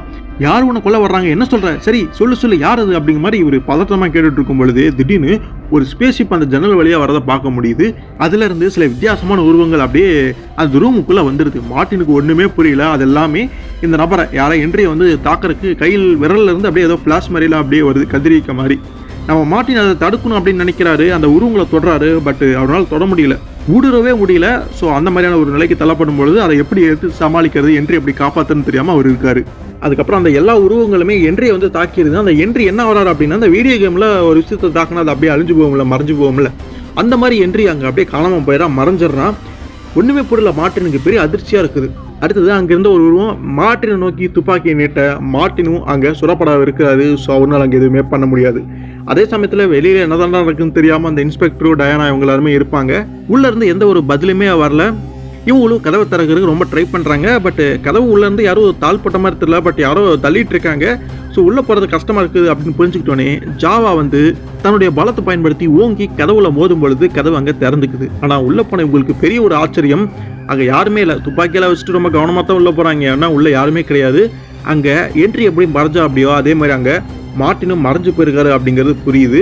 ஆனால் இவங்களுக்கு ஒன்றுமே தெரியல. 2 பேரும் எங்கே போனாங்க, ஹென்றிங்கானா அந்த மார்ட்டினுங்கானாமே மாயமாக மறைஞ்சிட்டாங்களே அப்படின்னு ஷாக்கில் இருக்கிறாங்க. வெளியில் அந்த மின்கலங்கள் எல்லாமே போய்கிட்டு இருக்குது. அப்படி போயிட்டு இருக்கும் பொழுதே அது எப்படி வந்துச்சோ அதே மாதிரி அந்த மின்கலங்கள் மறைஞ்சு போயிடுது. ஸோ ஒரு போர்ட்டல் மாதிரியான ஒரு பிரபஞ்ச வாயில் மாதிரியான ஒரு விஷயத்தையுமே அங்கே காட்டுறாங்க. அப்போ கடைசியாக ஹென்றி சொன்ன வார்த்தைகள் மார்ட்டின் கிட்ட சொல்லிட்டு இருந்த அப்படி இல்லை, அந்த விஷயத்தை நமக்கு அங்கே காட்டுறாங்க. அவங்க இயந்திரத்தை தங்களுடைய கட்டுக்குள்ளே வச்சிருக்கிறதுக்காக தான் வந்திருக்காங்க. ஸோ இது எல்லாமே என்னுடைய தப்பு தான், இதை சரி செஞ்சாகணும் அப்படின்னு ஹென்றி சொல்கிறத கேட்குறது அப்போ தான் தெரியுது. ஸோ அந்த தீய சக்திகள், அதாவது வேற்று உலகத்திலேருந்து வேற ஒரு பிரபஞ்ச வாயிலிருந்து வந்த அந்த விஷயங்கள் இங்கே இருக்கக்கூடிய எலக்ட்ரானிக்கை தங்களுடைய கண்ட்ரோலில் வச்சுக்கிட்டாங்கன்னா பூமியோட நிலைமையை தலைகளாக மாறும் அப்படிங்கிறது புரியுது. அப்படி ஒரு ஆபத்தான சுச்சுவேஷனில் பூமி இருக்கிறத புரிஞ்சிக்க முடியுது. ஸோ அதுபடி அங்கே சில விஷயங்களுமே நடக்க ஆரம்பிக்குது. அங்கே ஒரு ஃபேக்ட்ரியில் வந்து பார்த்தீங்கன்னா மிஷின் பாட்டுக்கு தானாக ஓட ஆரம்பிக்குது. சத்தம் கேட்குது அப்படின்னா அங்கே காவலுக்கு இருந்த மனுஷன் போய் பார்க்குற அப்படி ஏன்னா அது மிஷின் பாட்டுக்கு தானாக ஓட ஆரம்பிக்குது. யார் வந்து ஆக்டிவேட் பண்ணியிருப்பா என்னன்னு தெரியாமல் குழப்பத்தில் இருக்கும்போது அங்கே ஒரு குழாய் இருக்குது. திடீர்னு அதுலேருந்து ஒரு கேஸ் வந்து அப்படியே பீச்சி அடிக்குது. அது அந்த மனுஷன் அங்கே தாக்கிடுது. அந்த மனுஷன் அங்கே இறந்து போயிட்டுப்பான் போல இருக்குது. ஸோ அதுக்கப்புறம் ஏதோ ஒரு ஆஃபீஸில் சில நபர்கள் அங்கே அப்படியே மீட்டிங் மாதிரி பேசிக்கிட்டு இருக்கிறாங்க. ஏசி ஏர் கண்டிஷனர் வந்து வேலையே செய்யலை. ஏசி அப்படியே சுத்தமாக குறைஞ்சிருச்சு போலருக்கு, ரொம்ப ஹீட் ஆயிருது அந்த இடமே. அந்த ஏசியை பார்க்குறாங்க, என்னடா பிரச்சனை அப்படின்னு பார்க்கும்போது தெர்மாமீட்டர் வந்து தன்னுடைய உச்சளவை தாண்டி ரொம்ப அதிகமாக காட்டும் போல இருக்குது. உடனே மெக்கானிக்கை வர சொல்லி பார்க்கணும் அப்படின்னு ஃபோன் போடுறாங்க. ஃபோனுமே வேலை செய்யலை. எப்படாது என்ன இருக்குன்னே புரியல. ஒன்று மாற்றி ஒன்று சேர்ந்து போய்கிட்டே இருக்குது. எதுவுமே தெரியாமல் அங்கே குழப்பத்தில் இருக்கிறாங்க. சரி, கதவை திறந்துட்டு வெளியாவது போய் யார்கிட்ட அதை இன்ஃபார்மாவது பண்ணலான்னா கதவையுமே திறக்க முடியல. என்ன இருக்குன்னு புரியாத குழப்பத்தில் இருக்காங்க. திடீர்னு ஸோ அங்கே வெப்பம் வந்து அதிகமாகிடுது. ஃபுல்லாகவே அந்த தெர்மாமீட்டர் வந்து ஹை லெவலில் இருக்கனால என்னமோ தெரில, வெப்பம் அந்த ரூம் ஃபுல்லாக பரவி அவங்களால மூச்சு விடக்கூட முடியாத அளவுக்கு ஒரு மோசமான நிலைக்கு தள்ளப்படுறாங்க. அவங்க என்ன ஆகிறாங்க அப்படிங்கிறது தெரியல, பட் உயிருக்கு போராடிட்டு இருக்காங்க அப்படிங்கிறது மட்டும் புரியுது. அதே மாதிரி வேற ஒரு இடத்துல லிஃப்ட்டில் சில பயணிகள் எல்லாமே ஏறுறாங்க. ஒரு நபர் வந்து அந்த லிஃப்ட்டை ஆப்ரேட் பண்ணதுக்கப்புறமா அது அப்படியே அங்கே போகுது. கரெக்டாக 14வது ஃப்ளோரில் வந்து லிஃப்ட் நிற்குது. இங்கே யாராவது இறங்குறீங்களா அப்படின்னு கேட்கும்போது இங்கே யாரும் இல்லை அப்படின்னு சொல்கிறாங்க. அப்படின்னா எதுக்கு அந்த ஃப்ளோரில் லிஃப்ட் நிற்கணும் அப்படிங்கிறது புரியல. சரி, அப்படின்னா கிரவுண்ட் ஃப்ளோரை நோக்கி எல்லாரும் போகலாம் அப்படின்னு பட்டனையும் ப்ரெஸ் பண்ணிடுற அப்படி லிஃப்ட் அங்கே நகர மாட்டேங்குது. என்னடா ஆச்சு, ஏன் லிஃப்ட் நகர மாட்டேங்குது அப்படின்னு பார்க்கும்போது சடனாக லிஃப்ட் அப்படியே பயங்கர வேகமாக மேலே போகுது. உள்ள இருந்தவர் பதறி போய் லிஃப்ட் பட்டனை வந்து வேகமாக அனுப்புறாரு. பட் அது வேலை செய்யவே இல்லை. லிஃப்ட் பாட்டுக்கு வேகமாக மேலே போய் உச்சியில் போய் நின்றுது. மக்கள் எல்லாருமே பயந்து போயிடுறாங்க. எது எப்படியோ லிஃப்ட் வந்து மேலே வந்து நின்றுச்சு. இதை சாதகமாக பயன்படுத்திட்டு நம்ம வெளியில் போய் தப்பிச்சிடணும் அப்படின்னு டோரை ஓப்பன் பண்ணுறதுக்கு ட்ரை பண்ணுறாங்க. பட் அதுக்குள்ளே அந்த லிஃப்ட்டு சடனாக கீழே இறங்குது. அப்படியே அந்த கயிறுகள் வந்து அறுக்கப்பட்டு அப்படியே கீழே விழுந்துக்கிட்டு இருக்குது.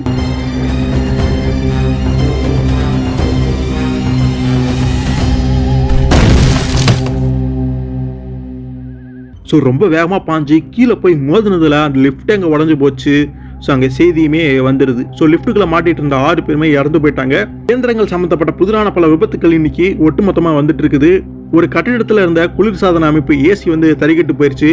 அதை வந்து பார்த்த எலக்ட்ரீஷியனுக்குமே பலத்த காயம் ஏற்பட்டுருச்சு.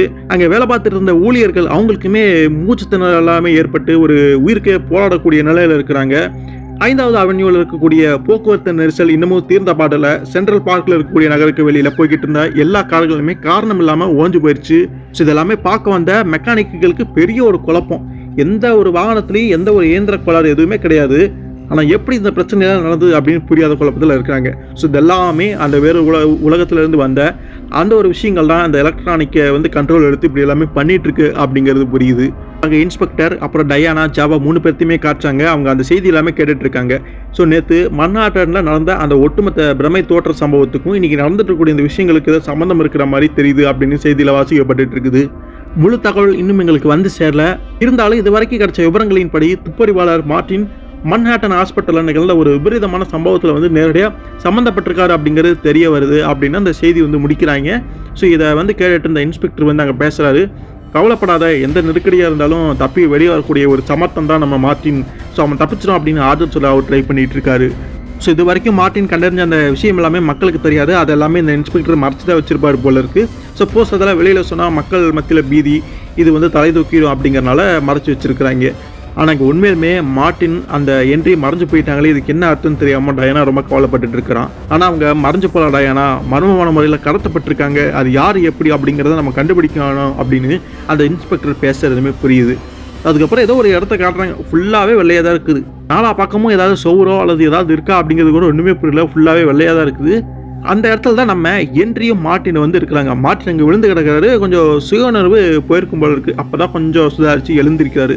நம்ம எங்கே இருக்கிறோம், நீ என்ட்ரி தானே, சரி நம்ம எங்கே இருக்கோம், இது என்ன இடம்னு கேட்கும் பொழுது சரி எந்த இடம் அப்படிங்கலாம் தெரியல, பட் இந்த உலகத்தில் என்னுடைய உடலுக்கு எந்த ஒரு பாதிப்புமே ஏற்படல அப்படிங்கிறது தெரியுது, நான் நல்லா தான் இருக்கேன் அப்படிங்கிற பார்க்கும்பொழுது அந்த மனுஷன் நல்லா இருக்கேன் அப்படிங்கிறது புரியுது. சரி இது ஏதோ மண்டலம்னு ஏதோ சொல்கிறேன், இது என்ன இடம் என்ன உலகம் அப்படின்னு கேட்கும் பொழுது நான் ஏதோ தெரியாதனமாக பண்ண ஆராய்ச்சிகள் மூலமாக கண்டுபிடிச்ச ஒரு மண்டல வாயில் அப்படின்னு சொன்ன ஒரு மண்டலம் பிரபஞ்சம். ஸோ அதுக்குள்ள தான் நம்ம இருக்கிறோம் அப்படிங்கிற மாதிரி சொல்கிறான். ஸோ வேற்று கிழக்கத்தவர்களுக்கு இந்த உலகத்தை சேர்ந்தவங்களா அப்படின்னு மார்ட்டின் கேட்கும் பொழுது ஆமாம், பேய் பிசாசு மாய தோற்றங்கள் இது எல்லாமே இந்த உலகத்தில் தான் வச்சுட்டு இருக்காங்க. நம்ம பிடிச்சிட்டு வந்து இந்த ரூமுக்குள்ளே பூட்டி வச்சுருக்காங்க அப்படின்னு என்ட்ரி வந்து தனக்கு விஷயங்கள் புரிஞ்சுக்கிட்ட விஷயங்களை பற்றி அங்கே மார்ட்டினுக்கு எக்ஸ்பிளைன் பண்ணிட்டு இருக்கிறாரு. ஆனால் மார்ட்டினுக்கு பெரிய ஒரு ஆச்சரியம், ஏதோ ரூமுங்கிற சுற்றியும் சோறு இருக்க மாதிரியும் தெரியல, ஒன்றுமே தெரியல, எல்லாமே வெள்ளையா எங்கே பார்த்தாலும் ஒரே மாதிரி தான் இருக்குது அப்படிங்கிறாரு. அதுக்கு அந்த என்ட்ரியுமே இந்த உலகத்தை பற்றி நான் நிறைய படிச்சிருக்கேன், ஃபுல்லாகவே இது வெட்ட வெளியாக இப்படி தான் இருக்கும் அப்படிங்கிற மாதிரி சொல்கிறாரு. பார்க்கத்தான் அப்படி இருக்குமே தவிர நீங்கள் வெளியே செல்லது ட்ரை பண்ணீங்க அப்படின்னா உங்களால் அது முடியாது, முயற்சி பண்ணி பாருங்கள் அப்படின்னு சொல்லும் பொழுது மார்ட்டின் வந்து அந்த இடத்த விட்டு போகலான்னு ட்ரை பண்ணுறாரு. பட் ஏதோ முன்னாடி விஷயம் இருக்குது, ஸோ உரம் ஏதோ இருக்குது, அது நம்ம கண்ணுக்கு தெரியலினாலுமே அந்த இடத்த விட்டு நம்மளால போக முடியாது அப்படிங்கிறத புரிஞ்சுக்கிறாரு. அப்போ திடீர்னு ஜானட் நீ கேட்டு இல்லையா அப்படிங்கிற மாதிரி ஒரு குரல் கேட்குது. அந்த இடத்துல பேசுனது மார்ட்டினும் கிடையாது, என்ட்ரியும் கிடையாது, வேற யாரோ பேசுகிறாங்க. பட் அது யார் வாய்ஸ் அப்படிங்கிறதே புரியல. அங்கே என்ட்ரியும் மார்ட்டின் ஆச்சரியமாக பார்த்துட்டு இருக்கும்போது திடீர்னு ஒரு கை வந்து பார்த்தீங்கன்னா எதையோ கிழிச்சிட்டு வெளியில் வருது. ஒரு செகண்ட் பேயோ பிசாசோ என்ன நினச்சா அவங்க பயந்தே போயிடுறாங்க. என்னடா அப்படின்னு பார்க்கும் பொழுது அந்த கை வந்து யாரோடதும் கிடையாது, அந்த ஜோன்ஸ் தான். ஸோ அவனுமே அந்த டிவி மூலமாக உள்ளே இழுக்கப்பட்டு மறைஞ்சு போனவனாட்டிருக்கு. அப்புறம் தான் தெரியுது அந்த இடத்துல ஜோன்ஸோடைய காதலி 2 பேருமே வந்து அங்கே இருக்கிறாங்கன்னு. ஸோ அவங்களுக்கு அந்த சைடு மார்ட்டின் இருக்காரு அப்படிங்கிறத புரிஞ்சுக்கிறாங்க. பட் அவருக்கு இடத்துக்கு எப்படி போய் சேர்றதுன்னு ட்ரை பண்ணிட்டு இருக்காங்க. சரி எதுக்கு இன்னொரு வாட்டி ட்ரை பண்ணலாம் அப்படின்னு சொல்லிட்டு திரும்ப கை விட்டு பார்க்குறா. அப்படி அப்போ அந்த விஷயம் அங்கே ஓப்பன் ஆகுது. ஒரு பேப்பரை கிழிஞ்சா என்ன மாதிரியான எஃபெக்ட் கிரியேட் ஆகுமோ அந்த மாதிரி வந்து அது ஓப்பன் ஆகி ஒரு ஹோல் மாதிரி கிரியேட் ஆகுது. அதுக்குள்ளே ஃபஸ்ட்டு வந்து ஜோன்ஸ் வந்து உள்ள நுழைஞ்சு அந்த பக்கம் அப்படியே போயிடுறான். அவனை பின்தொடர்ந்து ஜானட் அவனுடைய காதலியுமே அப்போ ஏறான். ஸோ அப்புறம் தான் தெரியுது நம்ம மார்ட்டினுக்கு அது ஜோன்ஸ் அப்படின்னு. மார்ட்டினுக்கு ஒன்றுமே புரியல, இவனடா திடீர்னு இப்படி வரான் அப்படின்னு பார்க்கும் பொழுது சில விஷயங்கள் அவனுக்கு தெரிஞ்சுக்கிட்ட விஷயங்களை வந்து சொல்கிறான். இது வந்து ஒரு வகையான இரட்டை சுவர் அமைப்பு, இந்த 2 சுவர்களுக்கு இடையில ஒரு வெற்றிடம் இருக்கும், அப்படிதான் நீங்கள் இருக்கிற இடத்துக்கு வர முடிஞ்சுது அப்படிங்கிற மாதிரி அந்த ஜோன் சொல்கிறான். ஆனால் அந்த என்ட்ரிக்கு யாருன்னே தெரியல, யாரா இவங்க நல்லா பண்ணுறாங்க, மார்ட்டின் சார் யார் இவர்கள் அப்படிங்கிற மாதிரி அவனுமே கேட்குறான். அப்போ வந்து ஜோன் சொல்கிறான், எப்படியோ நீங்கள் இருக்கிற இடத்துக்கு வந்துட்டோம், ஏன்னா அதை வந்து சீக்கிரம் பண்ணால் மட்டும்தான் அந்த சைடு வர முடியும், ஏன்னா சீக்கிரமாக அந்த ஹோல் வந்து அந்த ஓட்டை வந்து மூடிடுமாமா. எப்படி திறக்கணுமோ அந்த வேகத்திலே நம்மளுமே அந்த ஓட்ட வழியாக அடுத்த பக்கம் போனதாக உண்டு, இல்லைன்னா அது க்ளோஸ் ஆயிரும் போல இருக்குது. அப்படி ஒரு டேஞ்சரான விஷயம் போல இருக்குது. ஸோ அதுக்கப்புறம் அந்த ஜோன்ஸ் வந்து மார்ட்டின் கிட்ட பேசினான், எங்களை காப்பாற்றிட்டு போகிறதுக்காக தானே மார்ட்டின் நீங்கள் இங்கே வந்திருக்கீங்க, கடவுள் தான் உங்களுக்கு அனுப்பியிருக்கணும் அப்படிங்கிற மாதிரி அவன் சந்தோஷப்பட, நான் சொல்ல போகிற விஷயம் உங்களுக்கு பெரிய அதிர்ச்சியாக தான் இருக்கும் போது சந்தோஷத்தை தராது, என்னையுமே இங்கே கடத்திட்டு தான் வந்திருக்கிறாங்க, இந்த மண்டலத்தை பற்றின உங்களை போலவே எனக்கும் எதுவுமே தெரியாது அப்படின்னு சொல்லும் பொழுது அங்கே என்ட்ரி குறுக்கால, சார் யாருன்னு கேட்ட முதல்ல அதை சொல்லுங்க அப்படிங்கிற மாதிரி அவன் கேட்குறான். பிரச்சனை ஆரம்பமானப்ப ஜோன்ஸ் வந்து என்கிட்ட வந்து சொன்னான், இவருடைய காதலியை நீங்கள் கண்டுபிடிச்ச டிவி முழுங்கிருச்சு அப்படின்னு சொன்னல, அதுதான் அப்படின்னு சொல்லும் பொழுது அந்த ஜேனட் அவளுமே பேசுகிறேன், ஆமாம் நான் வந்து டிவி பார்த்துட்டு இருந்தேன், ஏதோ ஒரு வசிய சக்தி மேலே இருந்த மாதிரி எனக்கு இருந்ததுனால அந்த டிவி விட்டு என்னால் அகலவே முடியல, நான் அதே தான் பார்த்துட்டு இருந்தேன். அப்போ திடீர்னு அந்த டிவிக்குள்ளேருந்து ஒரு கை மாதிரி ஒரு விஷயம் வந்து என்னை அப்படியே இழுத்துட்டு அந்த டிவிக்குள்ளே கொண்டு போயிடுச்சு அப்படின்னு சொல்லும் பொழுது தான் அவள் எப்படி காணாமல் போனா அப்படிங்கிற அந்த விஷயம் வந்து நமக்கு அங்கே தெரியுது. ஸோ அங்கே வந்து அவளுக்கு எவ்வளோ நாளாச்சு என்ன எதுலாம் ஒன்றுமே தெரியல, பட் இங்கேயே தான் அவள் அடைஞ்சு கிடக்கிறா அப்படிங்கிறது புரியுது. ஸோ அதுக்கப்புறம் ஒரு நாள் வந்து ஜோன்ஸுமே இந்த மாதிரி வந்து மாட்டிருக்கான். அப்போ 2 பேரும் அது வரைக்கும் ஒன்றா தான் இருந்திருக்கிறாங்க. ஸோ இதெல்லாமே என்னுடைய தப்புனால நடந்ததுதான் அப்படின்னு என்ட்ரி வந்து அங்கே ஃபீல் பண்ண முடியுதா, பார்க்க முடியுது. ஸோ உடனே நீயா பழிய சொல்லிக்காத என்ட்ரி, நீ என்ன வேணும்னா அதை செஞ்ச, இப்போ பிரச்சனை அது கிடையாது. ஸோ ஜோன்ஸ் வந்து இப்போ தன்னுடைய ரூமை விட்டு இப்போ நம்ம கூட வந்து சேர்ந்துக்க முடிஞ்சிருக்கு அப்படின்னு பார்க்கும் பொழுது இந்த இடத்த பற்றி அவனுக்கு ஓரளவுக்கு தெரிஞ்சிருக்கு அப்படிங்கிறது புரியுது. என்ன நான் சொல்கிறது கரெக்டு தானே அப்படின்னு மார்ட்டின் கேட்கும்பொழுது, நான் வந்து எனக்கு ஓரளவுக்கு இது தெரியும் தான், ஓரளவுக்கு புரிஞ்சுக்கிட்டேன். ஃப்ளாட்லேண்ட் அப்படிங்கிற ஒரு மர்ம நாவலை வந்து நீங்கள் வாசிச்சிருக்கீங்களா மார்ட்டின் அப்படின்னு கேட்கும் பொழுது, வாசிச்சிருக்கேன், எட்வின் அப்பார்ட் அப்படின்னு ஒரு ரைட்டர் எழுதுனது தானே. நாம் வசிக்கிறது 3 உலகம், ஆனால் அந்த நாவலில் வரக்கூடிய உலகம் வந்து 2 உலகம், அதாவது 2D டைமென்ஷனை பற்றி பேசுனாங்க. ஸோ அது சம்மந்தப்பட்ட 2D சம்மந்தப்பட்ட அந்த ஒரு கதை தான் அதில் ஏதோ இருக்கும் போல இருக்குது. இப்போ இதுக்கு என்ன சம்மந்தம் அப்படின்னு பார்க்கும் பொழுது அந்த புக்கில் வந்து ஒரு விஷயம் சொல்லப்பட்டிருக்கும் போல இருக்குது. ஒரு கும்பலை சுற்றி ஒரு வட்டம் ஏற்படுத்தினா அவங்களால வெளியேறவே முடியாது, அடப்பட்டு கிடப்பாங்க, மாட்டிக்குவாங்க அப்படின்னு மார்ட்டின் சொல்கிறாரு. ஆமாம், இங்கேயும் அதே மாதிரியான ஒரு நிலை தான் மார்ட்டின், ஒரு புத்தகத்தோட ஒரு பக்கத்தில் நாம வசிக்கிறது மாதிரி அப்படின்னு ஜோன்ஸ் வந்து சொல்கிறா. அப்படி பக்கத்தை விட்டு வெளியேற முடியாது, ஆனால் முயற்சி பண்ண அப்படின்னா அடுத்த பக்கத்துக்கோ இல்லைன்னா முன்னாடி பக்கத்துக்கோ போகிறதுக்கு வாய்ப்பு இருக்குது. இங்கே வரக்கு நான் அந்த ஒரு யுக்தியை தான் பயன்படுத்தி இங்கே வந்தேன். நீங்கள் இருக்கக்கூடிய பக்கத்துக்கு அடுத்த பக்கத்தில் தான் நாங்கள் வந்து இருந்தோம். ஆனாலும் இது மட்டும் போதாது, நமக்கு இங்கே சுதந்திரம்ங்கிறது கிடையாது. இருந்தாலும் எனக்கு ஒரு சில அடிப்படை உண்மைகளை வந்து நான் தெரிஞ்சுக்கிட்டேன். ஒரு பக்கத்துல இருந்து இன்னொரு பக்கத்துக்கு போய் வரக்கு சாத்தியமாது. அப்படி போகும்பொழுது பெரும்பாலான பக்கங்கள் காலியாக தான் இருக்குது. இப்போ எப்படி இருக்குது அதே மாதிரி தான் இருக்குது. சில சமயங்களில் பூமியில் கற்பனையாக நினச்சி பார்க்க முடியாத ரொம்ப விந்தியான வியத்தகு காட்சிகள் எல்லாமே காண முடிஞ்சுது. ஒரு பக்கத்தில் முடிவே இல்லாத புதிர் படிக்கட்டு ஒன்றை வந்து பார்த்தேன். ஒரு வாட்டி நம்மளுடைய பூமியை கூட நான் பார்த்தேன், ஆனால் எதையுமே என்னால் தொட்டு உணர முடியல. ஒரு பிசாசு மாதிரி ஒரு ஆவி மாதிரி தான் உழவிக்கிட்டு இருந்தேன். ஏன்னா யாருமே பார்க்கவும் முடியாது, குரலை கேட்கவும் முடியாது. ஸோ பக்கம் திறக்கல அப்படின்னா ஒரு பக்கத்துலேருந்து இன்னொரு பக்கத்துக்கு போகிறதுக்கு சாத்தியப்படாது இல்லையா அப்படிங்கிற மாதிரி என்ட்ரி வந்து கேட்குறா. அப்போ மார்ட்டின் வந்து கேட்குறாரு, இப்படி நீ பக்கம் விட்டு பக்கம் போனப்போ உயிரினை எதையுமே நீ பார்க்கலையா அப்படின்னு கேட்கும் பொழுது, இருங்க அதைத்தான் நானுமே சொல்ல வந்தேன். ஒரு கடத்தில் ஒரே இருட்டாக இருந்துச்சு. ஒரு இடத்துக்குள்ள நாங்கள் போனோம், சபிக்கப்பட்ட பாவ பூமி மாதிரி அது எங்களை மிரட்டுச்சு. அதனால் அங்கேருந்து ஓடி வந்துடணும்னு நினச்சோம். ஆனால் நுழையருக்கு வழியை கண்டுபிடிக்கிறது அத்தனை சுலபமாக இருக்குல்ல. பல வாட்டி முயற்சி பண்ணதுக்கு அப்புறம் தான் நாங்கள் அதில் வெற்றி பெற்றோம். அப்போ அங்கே நாங்கள் ஒரு அதிர்ச்சிகரமான ஒரு விஷயத்தை வந்து பார்த்தோம். தீக்கனவில் வரக்கூடிய கோர ஜீவராசிகள், மிருகங்கள், இது எல்லாமே நாங்கள் நிஜத்தில் அங்கே பார்த்தோம். ஸோ நம்மளுடைய கனவுடைய பிரதிபலனான சில உயிரினங்கள் அங்கே பார்க்க முடிஞ்சுது அப்படின்னு அதிர்ச்சியாக வந்து சொல்கிறான். அந்த உயிரினங்கள் எல்லாமே வெளிச்சத்தை உமிழ்ந்துட்டு இருக்கக்கூடிய ஒரு நுழைவாயில் வழியாக ஒன்று தள்ளிக்கிட்டு போயிட்டு இருந்தது. மற்ற உயிரினங்கள் எல்லாமே சிரிச்சு ஆரவாரம் பண்ணிக்கிட்டு வாழ்த்துக்களை தெரிவிச்சிட்டு இருந்தது. நாங்கள் அமைதியாக அதுங்கெல்லாம் என்ன பண்ணுது அப்படின்னு வேடிக்கை பார்த்துட்டு இருந்தோம். அந்த விலங்குகளுடைய தோற்றம் அடிக்கடி உருமாறிக்கிட்டு இருந்தது. அப்போ என்ட்ரி பேசுகிறா. அப்படி அது ஒரு கனவு மண்டலம் மாதிரி ஜோன்ஸ். நம்முடைய கனவுல கற்பனையாக ஒரு உசிர்த்துற தோற்றங்கள் எல்லாமே அங்கே நிஜமாக தோணும். அவங்கவுங்க அனுபவத்தை பொறுத்து அந்த காட்சி எல்லாமே மாறும். ஆனால் அந்த காட்சி எல்லாமே மேஜிக் மூலமாக கட்டுப்படுத்தலாம் நான் முயற்சி பண்ணியிருக்கேன் அப்படின்னு சொல்கிறா. ஸோ விளைவு எப்படி இருந்தது அப்படின்னு மார்ட்டின் கேட்குறா. அப்போ ஜோன்ஸ் வந்து கதையை மேலும் சொல்கிறா. ஒரு உயிரினை வந்து எங்களை கவனிச்சிருச்சப்ப உடனே தன்னுடைய மற்ற உயிரினங்கள் எல்லாத்துக்குமே அதை உஷார்படுத்திருச்சு. உடனே எல்லா உயிரினங்களுமே எங்கள் மீது பாயம் முற்பட்டுச்சு. நாங்கள் அங்கேருந்து தப்பிச்சா போகுதுன்னு ஓட ஆரம்பித்தோம். நாங்கள் உள்ளே நுழைஞ்சு ஓடினப்ப ஒரு புதிர் மாளிகை மாதிரியான ஒரு இடத்துக்கு எல்லாமே ஓடிக்கிட்டு இருந்தோம். மேலே ஏறுறோமா கீழே இறங்குறோமா அப்படின்னு தெரியாமல் ஒரு முடிவே இல்லாத படிக்கட்டில் போகிற மாதிரியான ஒரு குழப்பத்தில் இருந்தோம்.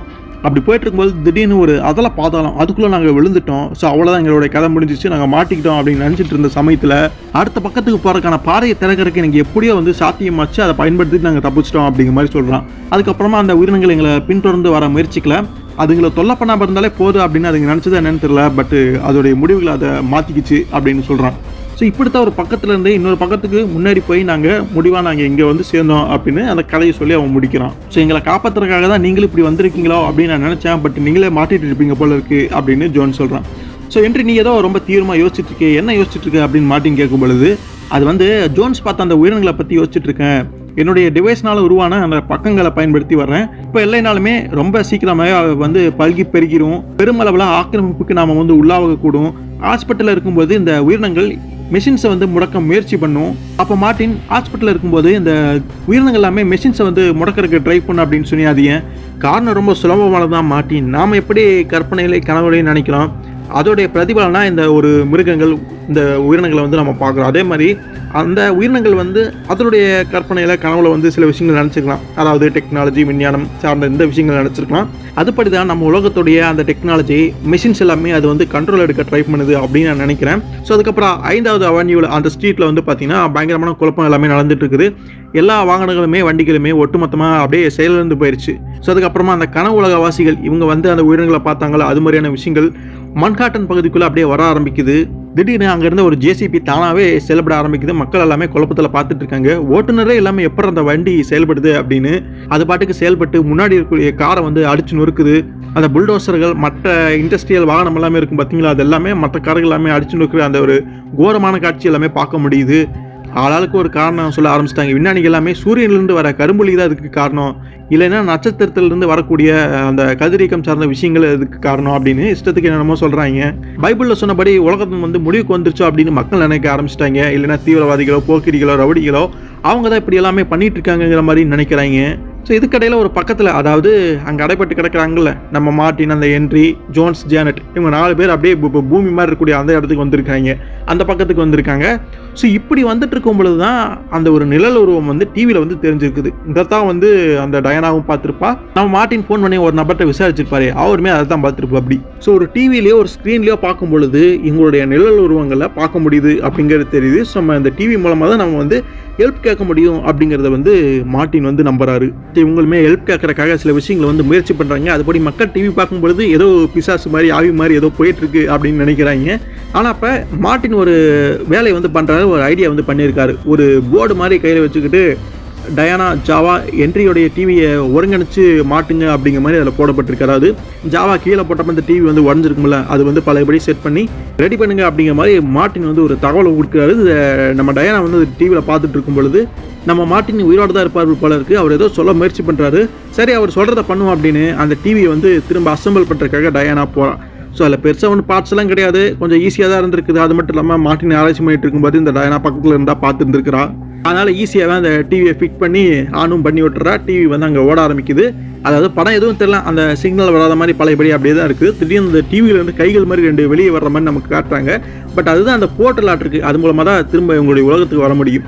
ஸோ வெளியில் அந்த நம்ம மார்ட்டின், ஹென்றி இவங்க எல்லாமே காட்டும் பொழுது ஒரு போர்ட்டல் மாதிரி ஒரு நுழைவு வாயிலாங்க ஓப்பன் ஆகிருக்கிறத பார்க்குறாங்க. ஸோ நம்ம வந்து போகிறதுக்கான பாதை அதுதான், கொஞ்சம் லேட்டாக போனாலுமே அதை நம்ம மிஸ் பண்ணிடும் அப்படின்னு சீக்கிரமாக அதுக்குள்ளே நுழையிறதுக்காக 4 பேருமே வேகமாக போகிறாங்க. ஆனால் அதை தடுக்கிறதுக்காக சில விஷயங்களுமே இங்கே நடக்க ஆரம்பிக்குது. இவன் கிரியேட் பண்ணானே இந்த ஆஃபீஸர்ஸ், அந்த வீடியோ கேமில் வர மாதிரியான விஷயங்கள் எல்லாமே கையில் கன்ஸ் வச்சுமே ஷூட் பண்ணவே ஆரம்பிக்குது. மார்ட்டினுமே கையில் துப்பாக்கியில் வச்சிருக்காரு, எப்படின்னு தெரியல. பட் அவருமே ஷூட் பண்ணுறாரு. அந்த உருவங்களுமே ஷூட் பண்ண ஆரம்பிக்குது. மக்கள் இதெல்லாம் டிவியில் பார்க்குறாங்க, இல்லை பூமியிலேருந்து நேரடியாகவே பார்க்குறாங்களான்னு தெரியல. ஏதோ வீடியோ கேம் பார்க்குற மாதிரி அவங்களுக்கு தெரியுது. பட் மார்ட்டினும் அவர் கூட இருக்க ஆட்களும் நம்ம ஆளுங்க அப்படிங்கிறத மக்கள் புரிஞ்சுக்கிட்டாங்க. அங்கே சில உருவங்கள் அப்படியே மறையுது. ஸோ நம்ம பக்கம் தான் இப்போ சாதகமான சில விஷயங்கள் போயிட்டுருக்கு, நம்ம ஜெயிக்கிறதுக்கான வாய்ப்பு நிறைய இருக்குன்னு மக்கள் ஆர்வமாக அதை பார்த்துக்கிட்டு இருக்காங்க. ஸோ கேமில் வர்ற மாதிரியே அந்த நபர்களுடைய ஸ்கோர் வந்து இவ்வளோ, நம்ம பூமிவாசிகளுடைய ஸ்கோர் வந்து இவ்வளோ அப்படிங்கிற மாதிரி எல்லாமே போடப்படுது. அப்போ தான் மார்ட்டின் ஒரு விஷயத்தை கவனிக்கிறாரு. பூமியில் இருக்கவங்க எல்லாமே நம்மளை பார்த்துட்டு இருக்காங்க அப்படின்னு. இது எப்பறம் சாத்தியம் அப்படின்னு பார்க்கும்பொழுது இவங்க அந்த நுழைவாயில வந்து நெருங்கிட்டு இருக்காங்க, அதாவது தப்பிக்க போகிறாங்க. அதனால் இவங்களுடைய சுய உணர்வு வந்து பார்த்தீங்கன்னா கொஞ்சம் கொஞ்சமாக திரும்பிட்டு வருது.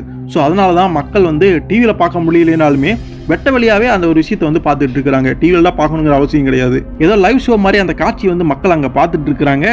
கடைசியில் வந்து பார்த்தீங்கன்னா மார்ட்டின் மட்டும்தான் இருக்காரு. அந்த உருவங்கள் எல்லாமே மார்ட்டின் கூட இருந்த அந்த நபர்களை வந்து சுற்றி வீழ்த்திட்டாங்க. ஸோ மார்ட்டின் மட்டும் அந்த நுழைவாய்க்குள்ளே போயிட்டார் அப்படின்னா எல்லாருமே தப்பிச்சிடுவாங்க, இல்லைன்னா அவங்க அங்கேயே மாட்டிக்குவாங்க, அழிஞ்சிடுவாங்க அப்படின்னு கூட எடுத்துக்கலாம். ஸோ மக்களுக்குமே ரொம்ப பயமாகி போச்சு, மார்ட்டின் வந்து தோத்துருவாரோ, எதிரிகள் ஜெயிச்சிருவாங்களோ அப்படின்னு. பட் ரொம்ப திறமையாகவே ஷூட் பண்ணி மார்ட்டின் அந்த எல்லா ஊர்களையுமே அழிச்சிட்டாரு. நம்ம ஜெயிச்சிட்டோம் அப்படின்னு மக்களுமே அங்கே சந்தோஷப்படுறாங்க. அதுக்கப்புறம் அந்த 4 பேருமே அந்த நுழைவாயிலுக்குள்ளே நுழையிறதுமே காட்டுறாங்க, நுழையிறாங்க. அதுபடி டிவி மூலமாக வெளியிலுமே வந்துடுறாங்க. 4 பேருமே வந்துடுறாங்க. டயானாக்கு ரொம்பவே சந்தோஷமா இருந்து தப்பிச்சிட்டாரு நம்ம மார்ட்டின் அப்படின்னு அவன் நினைக்கிறான். சரி என்னதான் நடந்தது அப்படின்னு டயானா கேட்கும்போது அது சொல்கிற கிளப்ப நேரமெல்லாம் நான் அப்புறமே விளக்கி சொல்கிறேன் அப்படின்னு இந்த விஷயத்த எல்லாமே முடிச்சு வைக்கணும்ல அப்படின்னு அதுக்கான வேலையை வந்து பார்க்குறாங்க. ஃபஸ்ட்டு வந்து அந்த டிவி வந்து உரு தெரியாமல் மனுஷன் அப்படியே உடச்சி போட்டுற அப்படி. ஆனாலுமே அது மட்டும் போதாது, அந்த மண்டல வாயில வந்து மூடணும் அப்படின்னா அது ஒன்றால் மட்டும்தான் முடியும், நீதான் செய்யணும் அப்படின்னு என்ட்ரி கிட்ட சொல்லும் பொழுது ஆமாம் அந்த வேலையை நான் பார்த்துக்கிறேன் அப்படின்னு அந்த மேஜிக்ஸ் அந்த விஷயங்கள் தானே ஏதோ வேலையெல்லாம் பண்ணியிருப்பான். ஸோ அதை வந்து முறியடிச்சா மட்டும்தான் தடுக்க முடியும்னு 4 பேருமே வேகமாக போகிறாங்க. டயானாவுமே ஜாவாவுமே எல்லாருமே போகிறாங்க.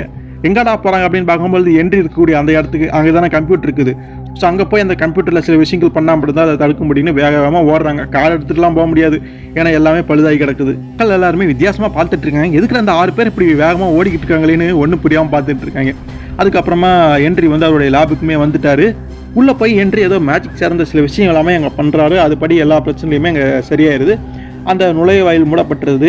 அந்த வேற்றுலகவாசிகள் அப்படின்னு சொல்லப்படுற அந்த கனவு உலகவாசிகளோ அல்லது வேறொரு லோகத்திலேருந்து வந்த நம்மளுடைய கற்பனையின் பிரதிபலிப்பாக வந்த விஷயங்களோ அது எல்லாமே அங்கே சரியாயிருது, போயிடுது. ஸோ அதுக்கப்புறம் மார்ட்டினுடைய வீட்டில் காட்டுறாங்க. மார்ட்டின் வந்து கம்ப்யூட்டரில் அப்படியே சில விஷயங்களை டைப் பண்ணிகிட்டு இருக்காரு. அதாவது இவருக்கு எப்போவுமே ஒரு ஹாபி இருக்கும், நடந்த விஷயங்கள் எல்லாமே டைரியில் எழுதி வைப்போம்ல, அது மாதிரி ரெக்கார்ட் பண்ணி எழுதி வச்சுக்குவார். அந்த மாதிரி நடந்த அந்த பயங்கரமான அந்த ஒரு அனுபவத்தை வந்து எழுதி வைக்கிறாரு. அதுபடி அவர் மனசில் நினைக்கிறத வந்து பார்க்க முடியுது. இந்த கனவுலக அமானுஷ்ய ஜந்துக்கள் வந்து தங்களுடைய சொந்த உலகத்தை நோக்கி திரும்பி போயிடுச்சு. சப்போஸ் நுழைவாயில் வந்து மூடிடுச்சு அப்படின்னா காலத்துக்கு நம்மளால அங்கே போக முடியாது என்னமோ அப்படின்னு அது பயந்துச்சோ நம்ம தெரியல. அதனால அந்த ஜந்துக்கள் எல்லாமே திரும்பி போயிடுச்சு. அதுங்க எல்லாமே திரும்பி போனதுக்கு அப்புறமா அந்த நுழைவாயிலுமே மூடிடுச்சு, அதோட எல்லா பிரச்சனையுமே முடிஞ்சிருச்சு அப்படின்னு அவர் எல்லாமே அங்கே ரெக்கார்ட் பண்ணிட்டு இருக்கிறத பார்க்க முடியுது. அதுக்கப்புறமா டயானா, மார்ட்டின், ஹென்றி இவங்க 3 பேருமே வெளியில் போயிருக்காங்க. வானத்தை பார்த்துருக்காங்க. ஒரு காட்சி வந்து அவங்களுக்கு தெரியுது, கேம் ஓவர் அப்படிங்கிற மாதிரி. ஸோ அது ஒரு செகண்ட் அப்படியே தோன்றி மறைஞ்சு போயிடுது. ஸோ அதோட எல்லா பிரச்சனைகளுமே முடிவுக்கு வந்துடுது. ஸோ நம்ம என்ட்ரியை பொறுத்த வரைக்கும் போதும்டா சாமி, இனிமேல் நான் என் வேலையவே மாற்றிக்க போகிறேன், பொழுதுபோக்கையை மாற்றிக்க போகிறேன் அப்படின்னு அந்த ஏற்பட்ட பிரச்சனையினால் மனுஷன் பாதிக்கப்பட்டிருக்கிறதையுமே பார்க்க முடியுது. ஸோ இதோட இந்த கதை முடியுது. கொஞ்சம் சயின்ஸு, ரொம்ப ஃபேண்டசி, நம்ப முடியாத பல விஷயங்கள் அப்படின்னு விட்டலாச்சாரியார் பாணியில் தான் இந்த கதை வந்து இருக்கும். பட் ஓவராலாக பார்க்கும் பொழுது செம்ம சுவாரஸ்யமான ஒரு கதை அப்படின்னு சொல்லலாம். மார்ட்டினுடைய கதைகள் எல்லாமே இப்படித்தான் வித்தியாசமாக இருக்கும். அதுக்கு இந்த ஒரு கதையுமே விதிவிலக்கல் அப்படிங்கிறது இப்போ நீங்கள் பார்த்து தெரிஞ்சுட்டு இருந்திருப்பீங்க. நிச்சயமாக இந்த கதை உங்களுக்கு பிடிச்சிருக்கு அப்படின்னு நான் நினைக்கிறேன். பிடிச்சிருந்தது அப்படின்னா லைக் பண்ணுங்கள், ஷேர் பண்ணுங்கள், எல்லாத்துக்குமே தெரியப்படுத்துங்க. குறிப்பாக சப்ஸ்கிரைபுமே பண்ணிக்கோங்க. அடுத்த ஒரு சுவாரஸ்யமான ஒரு வீடியோலையோ ஒரு கதையிலையோ உங்களை சந்திக்கிற வரைக்கும் நன்றி நண்பர்களே.